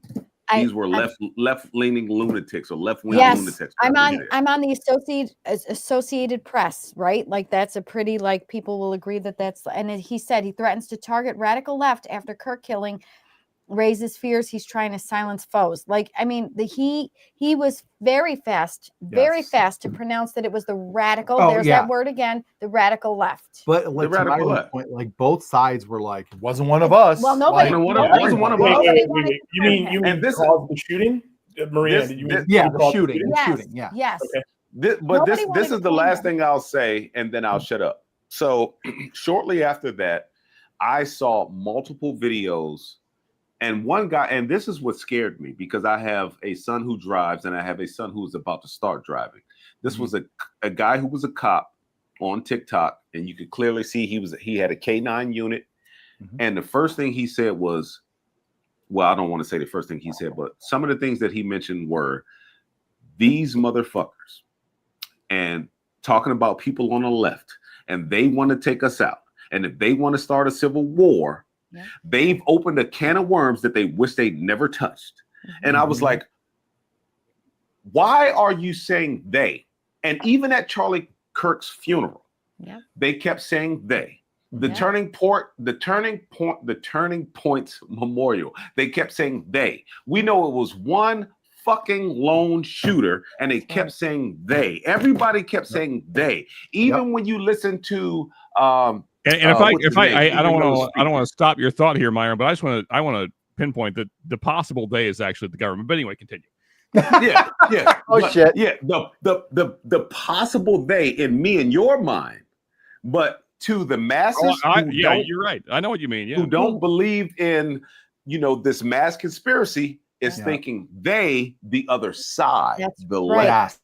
And this is know where what I mean? Civility, where we lose civility and where we become to have discourse, because both sides are guilty of this, but it's always pinpointing, finger pointing, and making the other side the absolute evil devil. I'm going to drink this terrible shit here in front of I was in the middle of making a very good point. He poured Wild Turkey 101. It's the most egregious thing we've talked about tonight. But Myron, to your point, because we talked about this earlier in the stream, and I mean, we really, like, as a nation, we got to do a lot better at this whole they or them, and this side, that side, we got to stop doing that. Like this.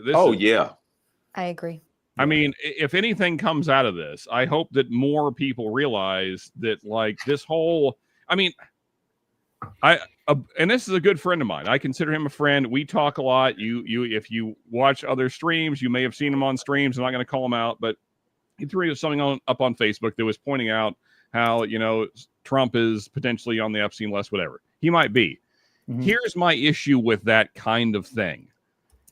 Sure, he might be on the list. So are like 200 other people that we're ignoring because you only want to talk about Trump. Right. Yep. He's not the only pedophile here. And round them all up. I don't give a fuck who's on the list. Round them all up. Yep.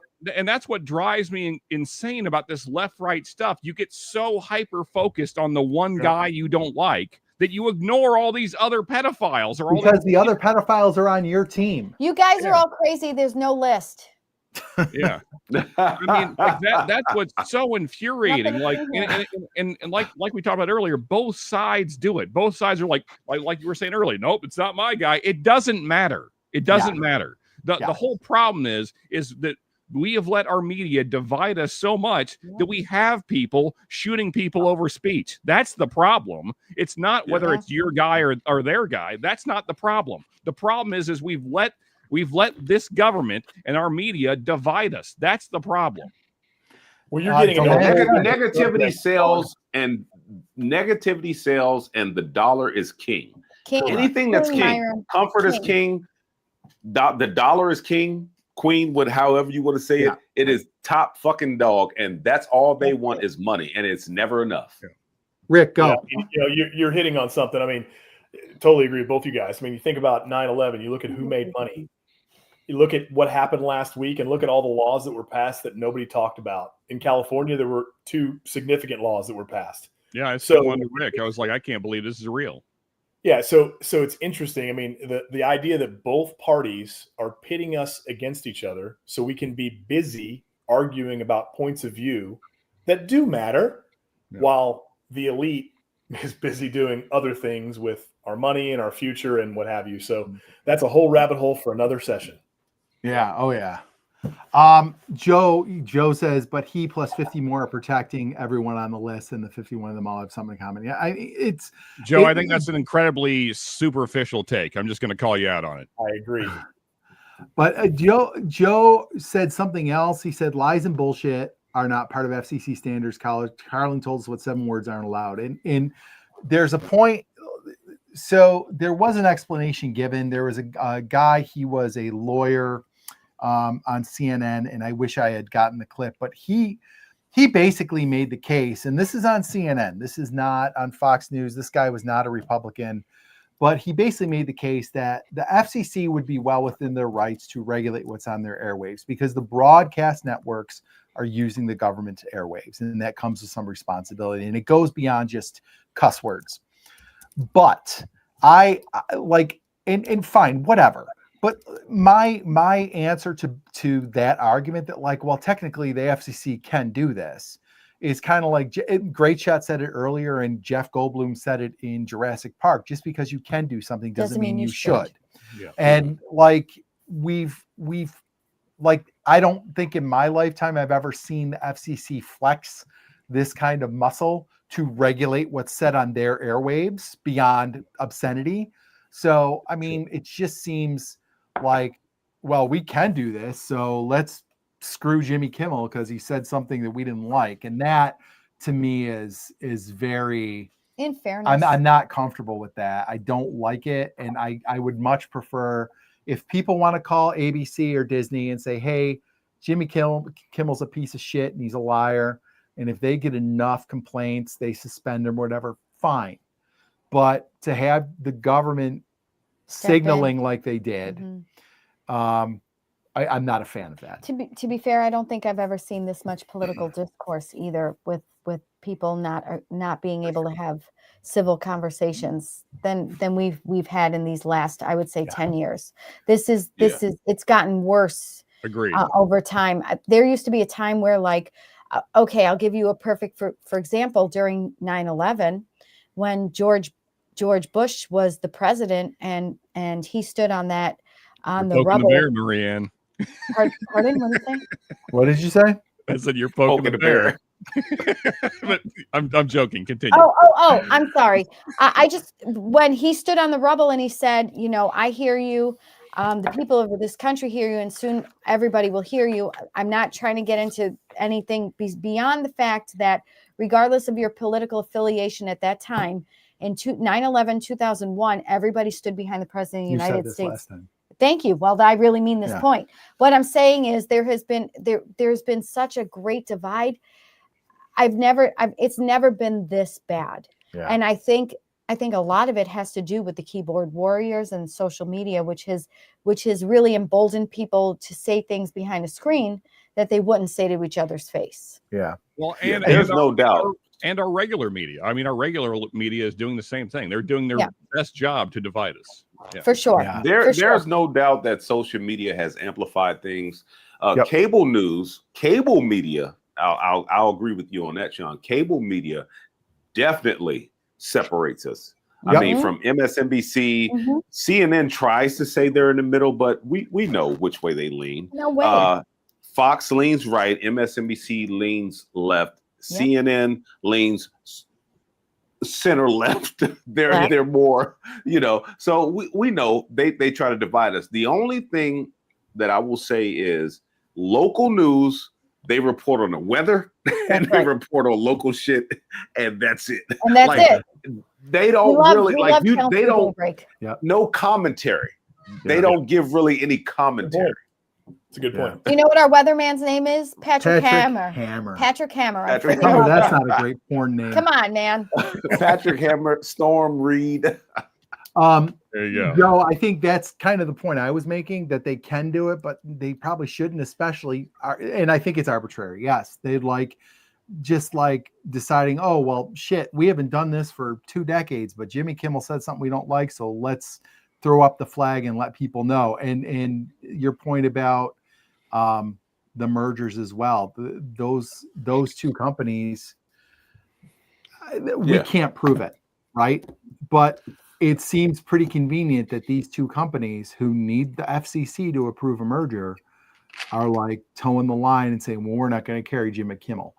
Yeah, Again, they're willing to bend a knee. They're Right. definitely. It appears as though right. they're willing to bend the knee. It's speculative, but like, But here's the thing, they all Joe. have to be aware of how it looks, you know? Well, so that's exactly it. That's what I was going to comment on. Is that now? Granted, the problem is that we have all the context from the head of the FCC that gives us a lot of insight as to what was going on. But even if that was not going on, I think we may have seen similar actions taken, just because when you're doing a merger at this level, when billions of dollars are on the line, you have to be very cautious and protect your brand, essentially.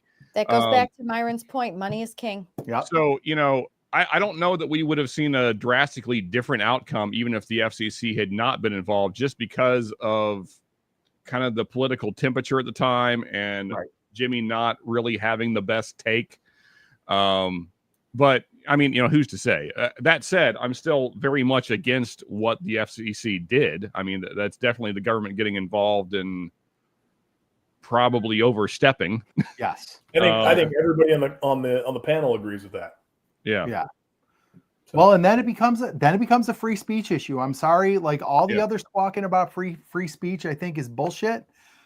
But the Jimmy Kimmel thing, as much as I don't like him, it's a free speech issue. I mean, the FCC getting involved makes it a free speech issue. And if it was just contained to ABC executives and they made the decision that didn't fit their brand, then that's within their right as a private company to make that decision. Yeah, But right. the FCC clouds it, to your point, Brian, and muddies it, and that's where we all agree that Right. shouldn't be Well, shouldn't be a contributing factor. Right, and if nothing else- I think the description of the FCC working like somewhat mafioso is pretty apt. Yeah. Yeah. So Urban Bounty, his ratings Skyrocket. That the ratings for his first night skyrocketed because everybody wanted to see what he said. But I was It won't last. reading an You article that can't- said the next night they were right back down. No. he's not going to suddenly become Dave Chappelle. So Yeah, he's not- right. he's not It's still funny. Jimmy Kimmel in the end. It's still Yeah, Jimmy. he's not that funny. You're not going to fix that. So I would have been doubling my my commercial time rates because I knew that I was going to get a bump and then it was going to go back down.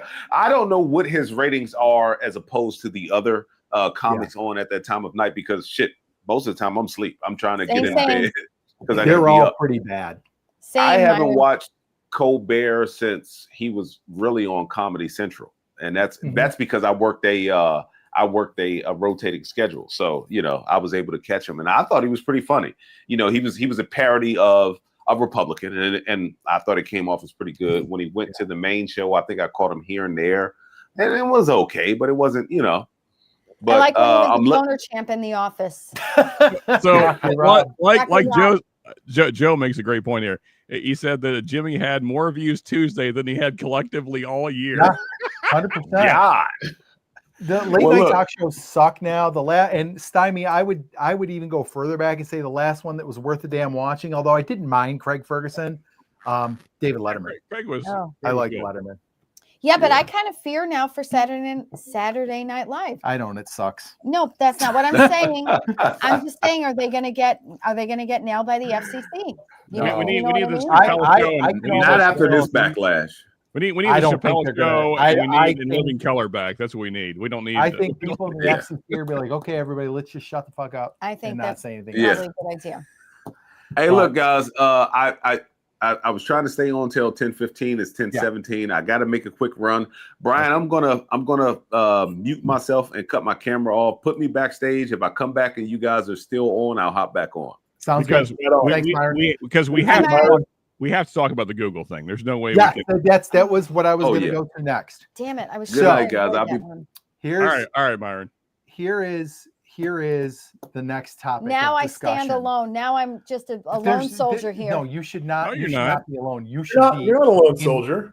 Listen, here is my issue with the absolute hypocrisy we have seen this week. While you go through your monologue, Brian, I'm going to go get water. Oh my Okay. God. Hundreds of Hollywood celebrities sign a petition for Jimmy Kimmel. They're going online and saying, cancel your Disney Plus and your Hulu and your ESPN because Disney suspended Jimmy Kimmel and it's a free speech issue. And everybody's screaming and crying free speech. Yeah, Joe, let's not relive that. That's what she. Nope. Never mind. Right. Ben, where are you, Ben? We've had all this talk about free speech right in the middle of all of this. And I don't care what people say about the timing of it and why it came out and when it came out. It does not matter.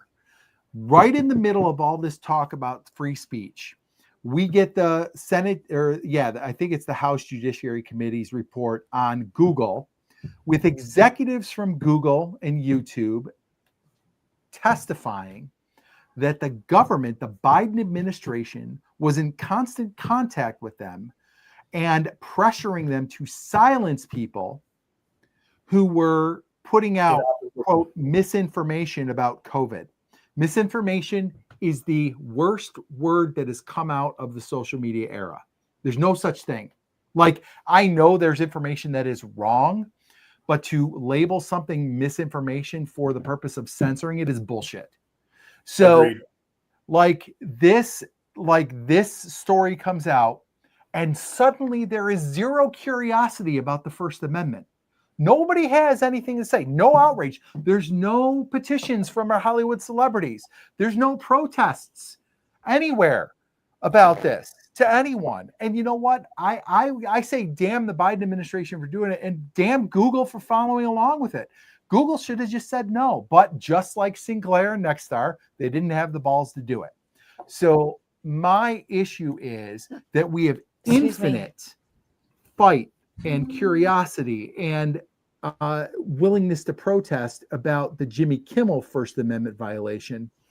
And on the other side of this, nobody has a damn thing to say about the censorship, the direct government censorship of people on YouTube, X, and what have you. And that, to me, like, you either believe in the First Amendment or you don't. And I sat here and told you I don't like what the FCC did to Jimmy Kimmel. I don't like what the Biden administration did to YouTube. Like, who just? I'm just responding directly to Joe, but I can't let this slide. Who decides it's misinformation, Joe? No, Joe. Yes, I agree with you, Sean. No, Joe, because misinformation is whatever somebody who doesn't like to hear it, it's whatever they label it as. Because here's the problem, and I'm jumping ahead here. But the problem with the misinformation that was put out that people were canceled for, we now know was not misinformation. It was on, like, the Congress has gone through this and proved that 75% of myocarditis cases were caused by the fucking shots. Okay, right. So it wasn't misinformation that people were being canceled for. It just wasn't convenient. And that's the thing. I've got a problem when you say, well, that's misinformation about the vaccine, and then we find out it wasn't. So who's gonna prove that it's misinformation? Are you going to trust the government to tell you, well, that's misinformation? Don't believe that. And the reason that I particularly am fired up about this is because my dad had the first 2 shots and then 2 boosters, so 4 shots total. He had 0 heart issues before that. Oh. Now he can't work with me anymore. No shit. Don't you remember his father got sick? He had a Yeah, he went into cardiac arrest. Yeah. I watched my father die for 7 minutes. Yeah. No, he told us he was with his dad. I remember, yeah. Oh, yeah, your dad. Yes. Yeah. So, Joe, that's fine. But when you're speculating without information, it's misinformation. That's fine. Yep. But the government doesn't get to censor it. Like, period, end of story. The government. They were trying to warn people. Yeah. Yeah. Like, I'm not. I'll agree with you on that point, Joe. But the other side of it is the government has to stay out of it. It doesn't matter. And we have testimony and this. I don't know if it's the House or the Senate. I think Jim Jordan's a rep, right? House of Representatives. I don't know, but whatever House put this out, we have testimony proving the Biden information was directly pressuring these companies to silence people, and that is censorship, and that is a First Amendment violation. 100%. Period. End of story. Sean, you're right, and that's terrible. I have a personal story. I'm not going to share it, but I hate to hear yours. I didn't hear it before. But you're right. I mean, what we're talking about is government overreach.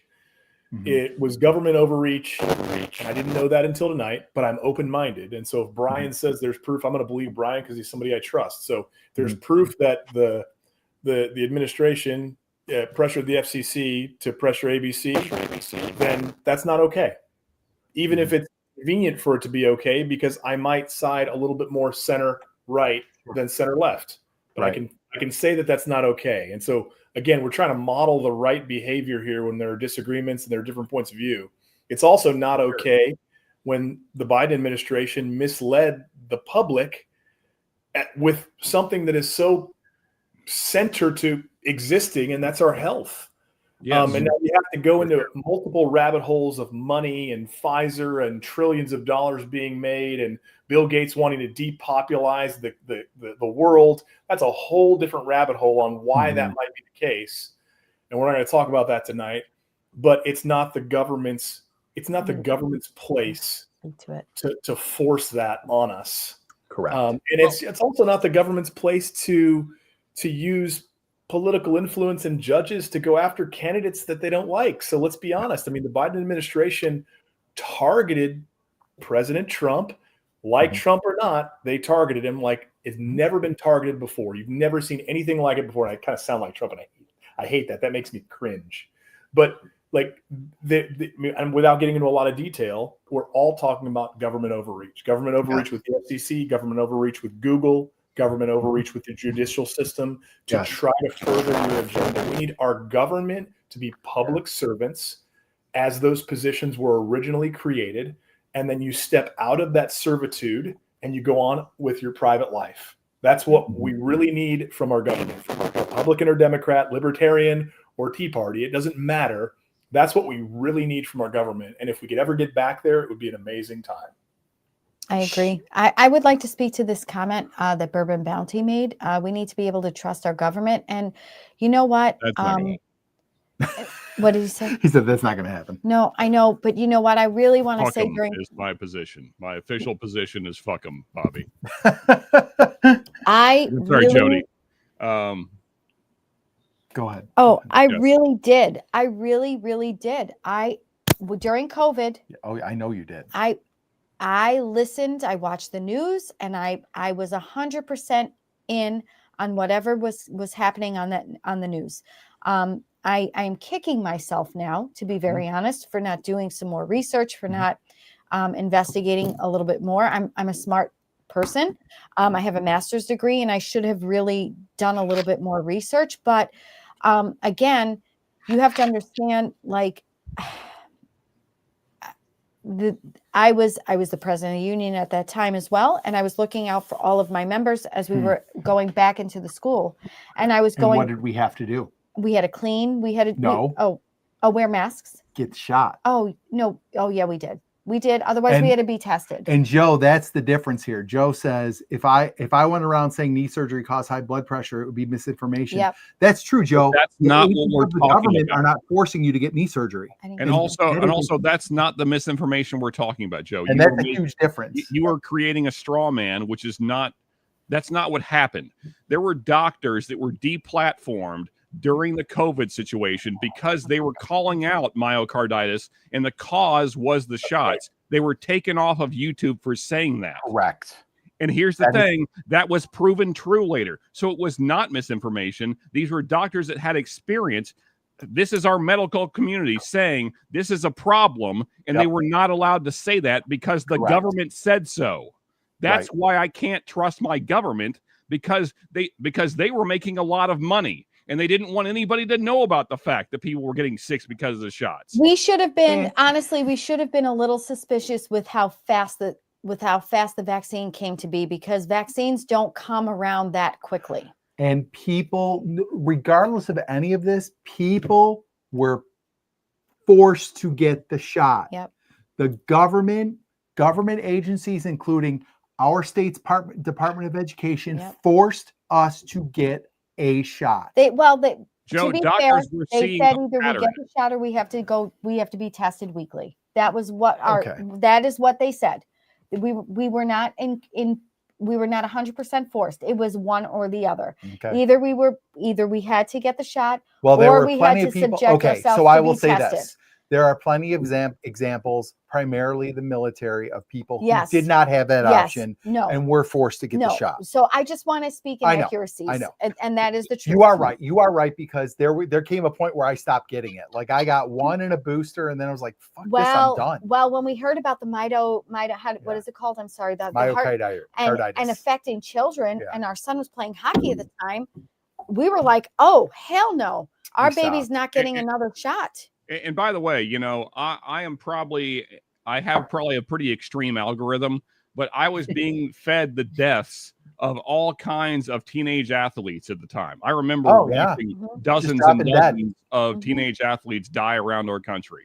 at the I time. want you to also know that since 2020, I personally have had COVID 4 times, and Well, and yeah, here I- 'cause it- and 'cause I've the had the- shots I've- don't prevent you getting COVID. Yeah, correct. And Right. so I mean, there was a certain fellow that said that they would, but so we have also stopped testing at this And- point. We're Yeah. treating it Well, just I like think everybody has. we're yeah. treating it like a But- cold. Except If I'm sick, I'm going to stay away from my friends who are susceptible and have autoimmune diseases. I have a couple of very close friends who get very sick if Right. they get near people who are sick. So I'm going to take precautions with them. But beyond that, I'm just treating it like any other cold. But I'm Well- still getting my flu shot every year, but that's a different story. But, But no more COVID shots for here's me. my overall problem, and it's all the same subject. Honestly, it relates to everything we've talked about tonight.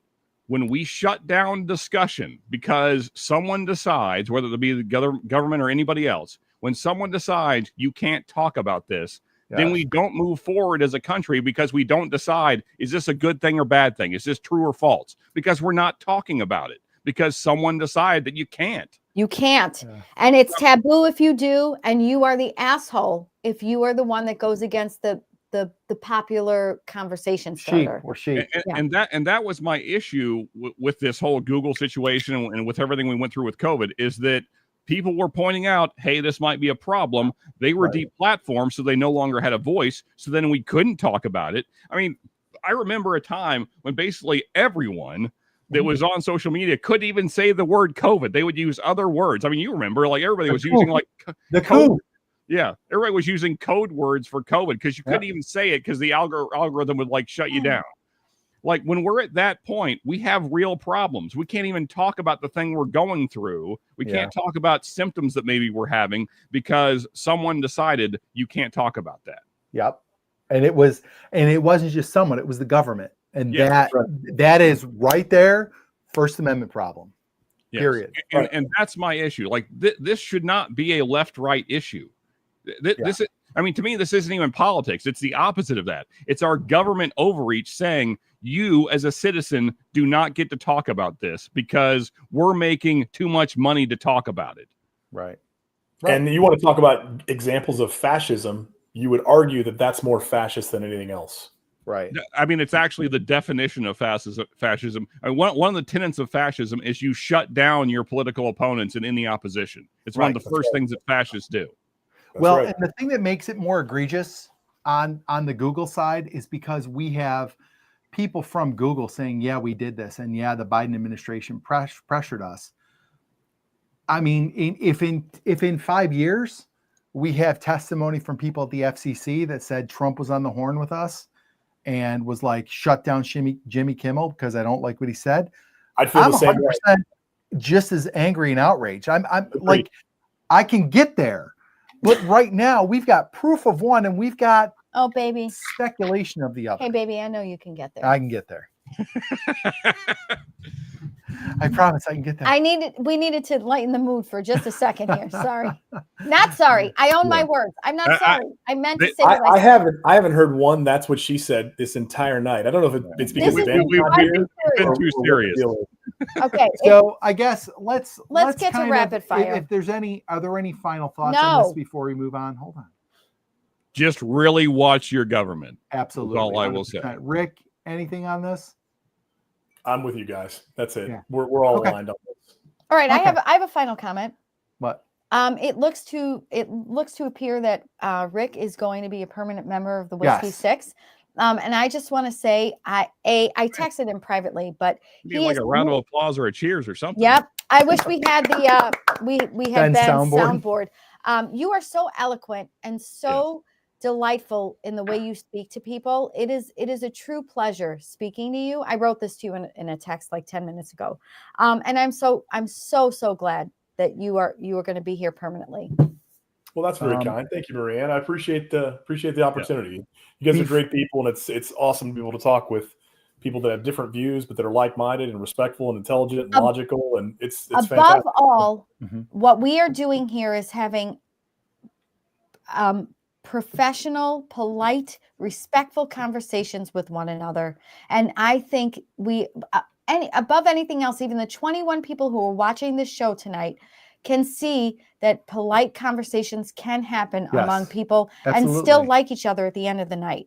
Thank you, Bourbon Bounty. Appreciate it. I mean, like, guys, and really, like, this is kind of the direction we're going with this show. Civility it needs to prevail, and I hope that we are setting a good example for people. But I think we've all kind of made the decision that, like, talking about whiskey is fun, but there's 100 streams you can go listen to people talk about whiskey. We're trying to do something different. Maybe it might be nice to talk about something more of substance. So this is kind of the direction we're going with this. So we just have to be careful. If you guys like it, spread the word and let people know, because there's not many people. I mean, I'm not trying to toot our horn, but there's not many people in WhiskeyTube that get into this. They're talking about, their cigars and their whiskey, which are all great, but and I think sometimes people go to WhiskeyTube for an escape.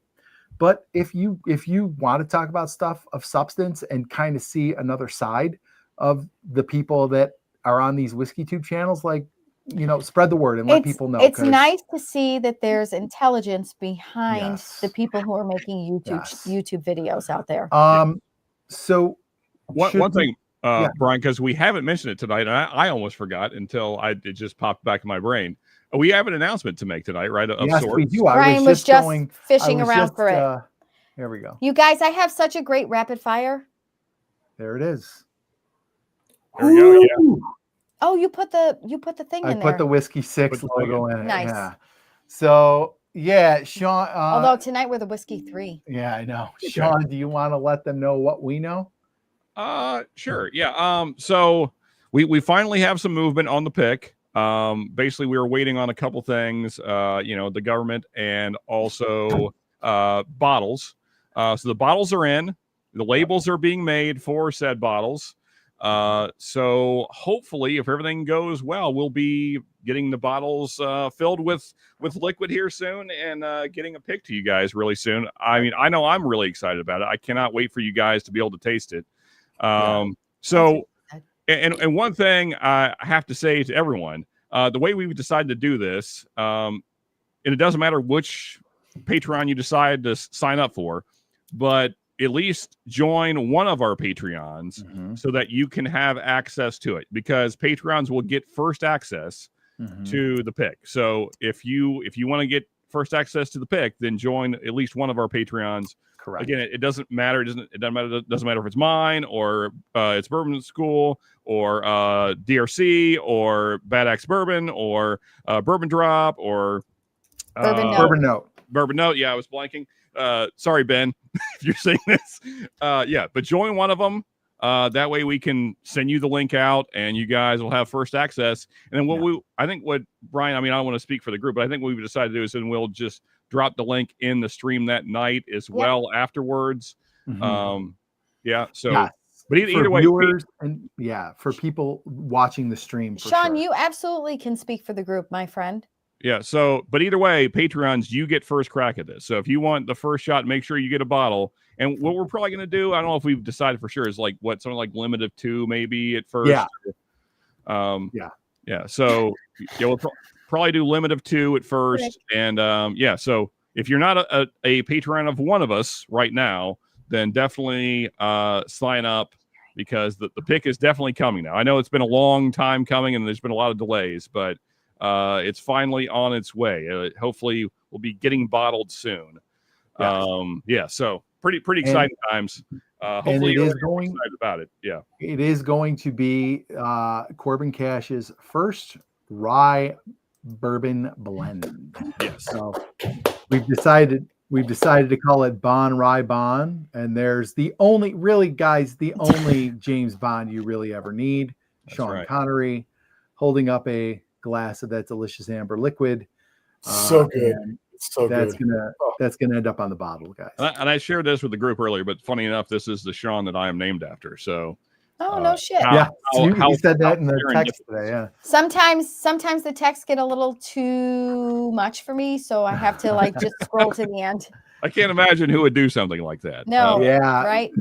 Yeah, hanging. It's going to be their first one ever. We kind of had the idea to do something different, and David was very accommodating and letting us kind of play around with it. And yeah, so we're going to be the first Boo Rye. I love when David Corbin lets me Ca- play that- around with it. That's one of the reasons it's taking so long. Where's Ben? Where's Ben when Thank you? you, Rick. Wah, Rick wah, heard me. wah. That's one. I'm going to have to That's talk what with What David. he said. Stymie, if you join school or if you don't join school, if you join another one, that's fine. You can hit me up. My email is on the channel, and I can see what I can do about getting you one of those rare breed non-chill Oh, filters. that's a Haas. thing. Yeah, I'll hit up Haas. and see if Okay, he can it's get me time to some. lighten things up. Let's go. Okay. Well, just Um, final kind of quick little note thing. So the reason we're going with rye bond instead of Boo Rye for the folks that aren't in the know is that for whatever reason, High West Distillery actually trademarked that term, so we can't use that officially, which is why we came up with our own thing. So hopefully you guys find that all equally amusing. So yeah, that's the bond rye bond. Yeah, absolutely. So looking forward to that. Hopefully in the next couple of months. It does still, once a label is done, it has to go to the TTB again. But one of the holdups was David was waiting on the TTB to tell him what he can and cannot do.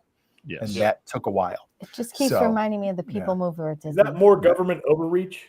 Yes. Yeah, I think it might Probably. be. I think it Yes, might be. Rick. For a friend. All right. So let's Final note: lighten it up. taxation is theft. Never forget. Let's lighten it up before we get out of. Marianne has begged me to let her do a. Let Rick go first. I'll go No, last. I'm not prepared. Mine's too serious. You go first. Oh. Oh, Okay. mine is good. So go ahead. This is so easy. Brian and I are planning a family trip. We're going to the Big Five in Utah this Mighty summer. Five. The Mighty Five in Utah with our kids. We've been doing road trips like this with our kids for years now. Will be our third.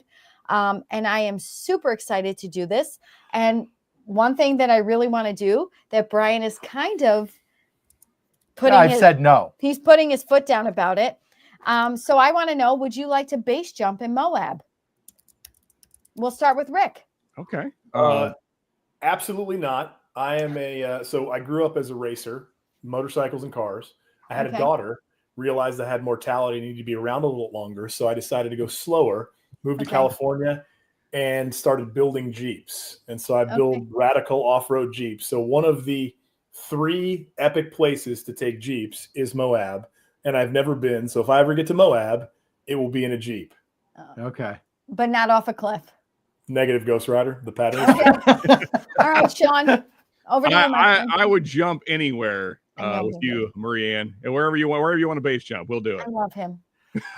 I'm going to answer for both of us. The answer is no. Wait a minute. I am a strong, independent woman, and the answer is yes. I would Nah. tandem jump. I would tandem base jump for sure. You can go with Joe. He'd do it in a heartbeat.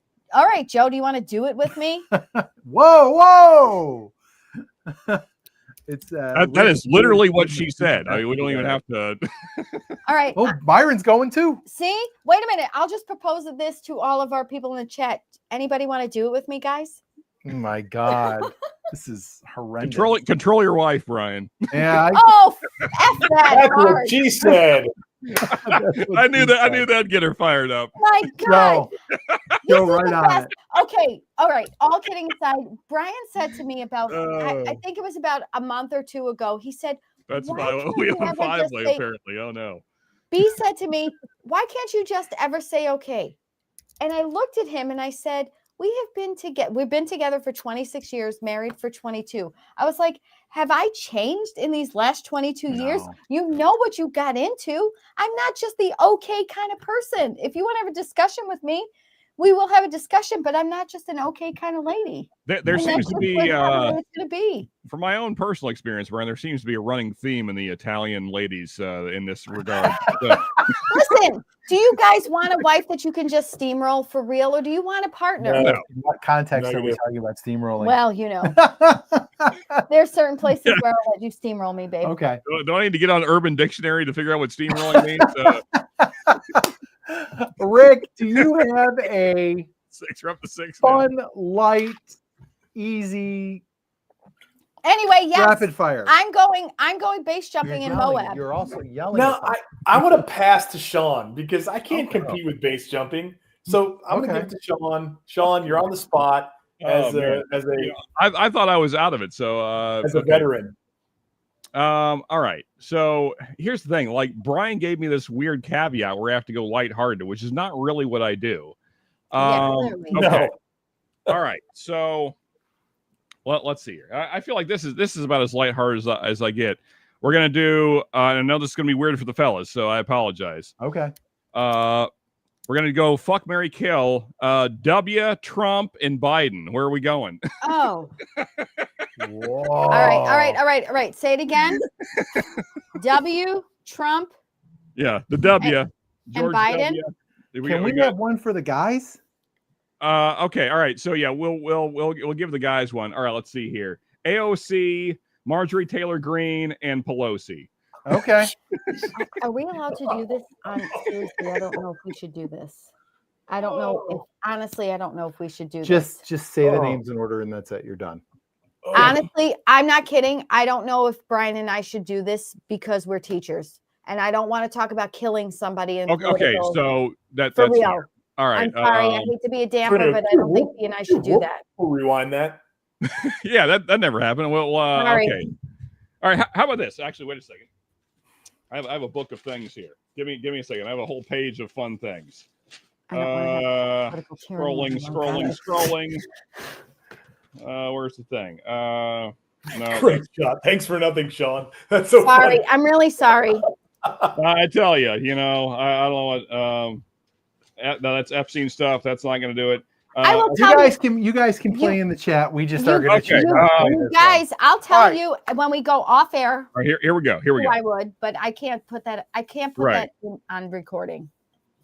So I feel like I don't know if I did this with you guys or some other group, but this will be fun. All right, so be forced to announce every time that you poop and or fart for the rest of your life, like out loud, wherever you are, or have sex with the first person you see every time you leave the house for 5 days. Oh, hell yeah! I'm taking the sex. What? I better be standing right outside the front door every morning for 5 days. Brian's like, I'm right here, Marianne. I'm right here. You can't say that in front of me. Oh my God. Well, Brian, you know where we need to be standing every day for the next 5 days. I guess so. Well, I guess it depends on where I'm staying for those 5 days. Am I leaving the house? Well, I mean, that's up to you. You know, you If might. if I'm staying home, then I'm. Well, if I'm staying home, I'm definitely taking. No, so again, it says have sex with the first person you see every time you leave the house I'll for leave 5 the house. days. This is- Think about this. Think about our neighborhood. Oh God. This is a terrible box. Yeah, you have no choice in I'm this. taking the poop and fart. Okay. I retract my statement. I'm taking the poop and fart. I'm gonna have to take it and I'm embarrass myself. I'm going to have to announce my poops and farts also. Yeah. Okay. All right, it's fair. We live in a very family friendly neighborhood. I retract my initial statement. Jody's right though. She did say I'm taking the sex. She did. No, seriously, Jody, I'm just a middleman here. I bring, whatever. Rick, what are you doing? This is the worst rapid fire It's ever. terrible. This Sean, is a real Sean. Sophie Like, choice. you were under pressure. God.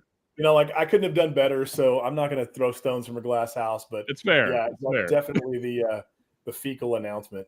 Poop and fart. Poop and fart.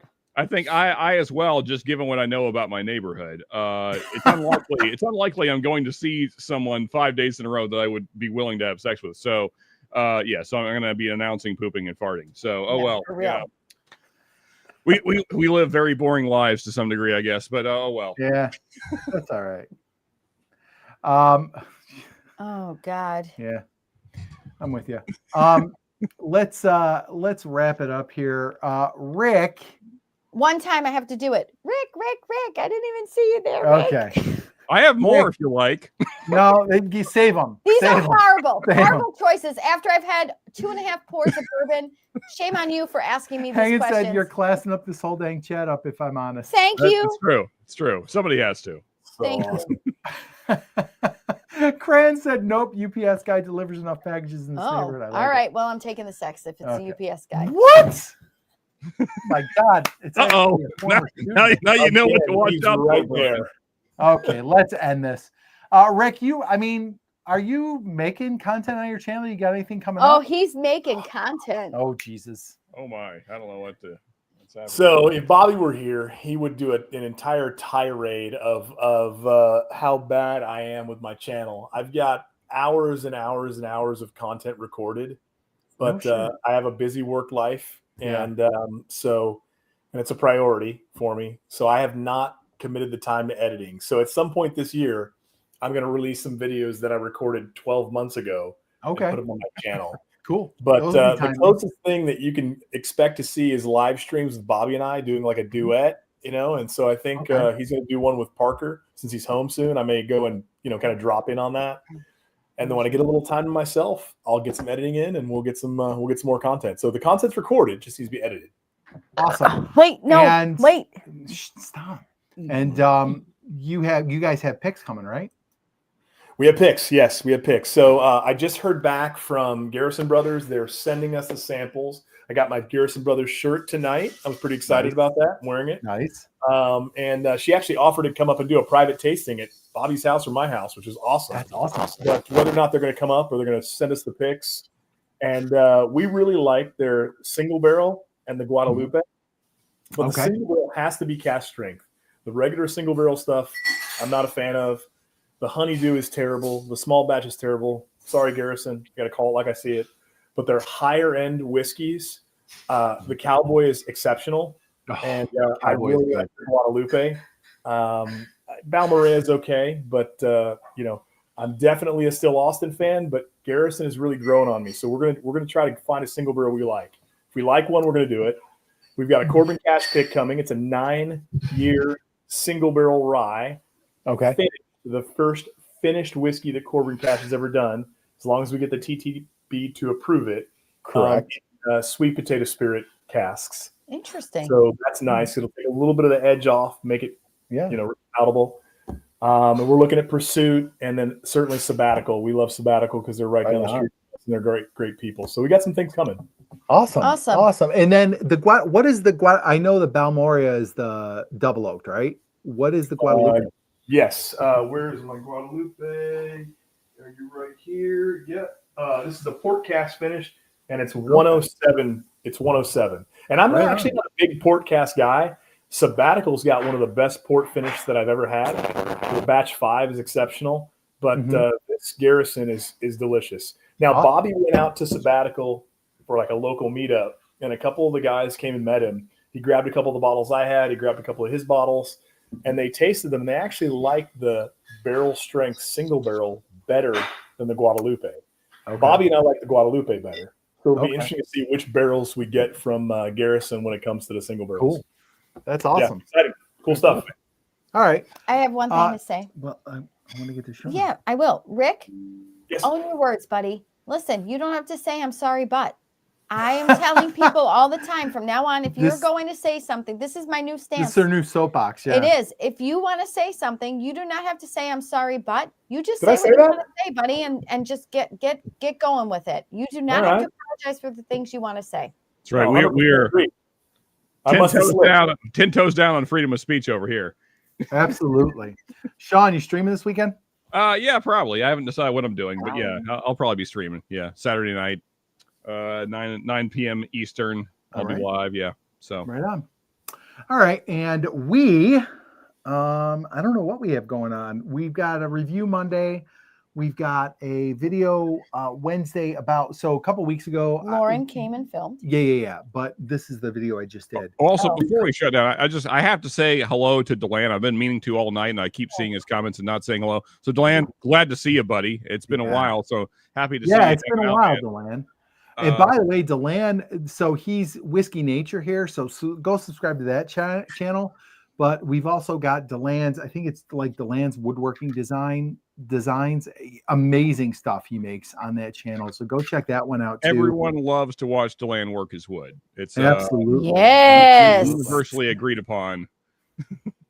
Yes, Sean. So we've got a video. I did a video a few weeks ago. Lauren and I did about bottles that aren't as good as they used to be. And I kind of shit on 5 bottles. And then I thought maybe we should do a follow-up where we talk about, like, here's what you can replace them with. So that'll be coming next Wednesday. Then we'll do Whiskey 6 in 2 more weeks. We're going to have coming up, we're going to do a live with the folks from Black Fork Farms. We're going to be on a live with Walt and Tina from what's Adventures? Adventures in, I don't know. I can't remember I'm the name. It's sorry. failing me right now, but we're going to be on their channel. Yep. I can't remember. We're also supposed to be on a live with Doc on Old Fashioned Way. So I we're thought going you to were do trivia telling with them. people where we're going. No.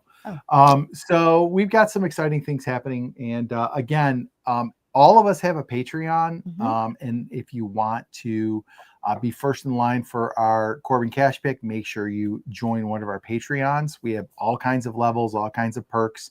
Are the links in our description box tonight, Brian? No, but I will add them. How about we do that? Anybody with a Oh, wrench? there's Bobby. feel Bobby's free- here.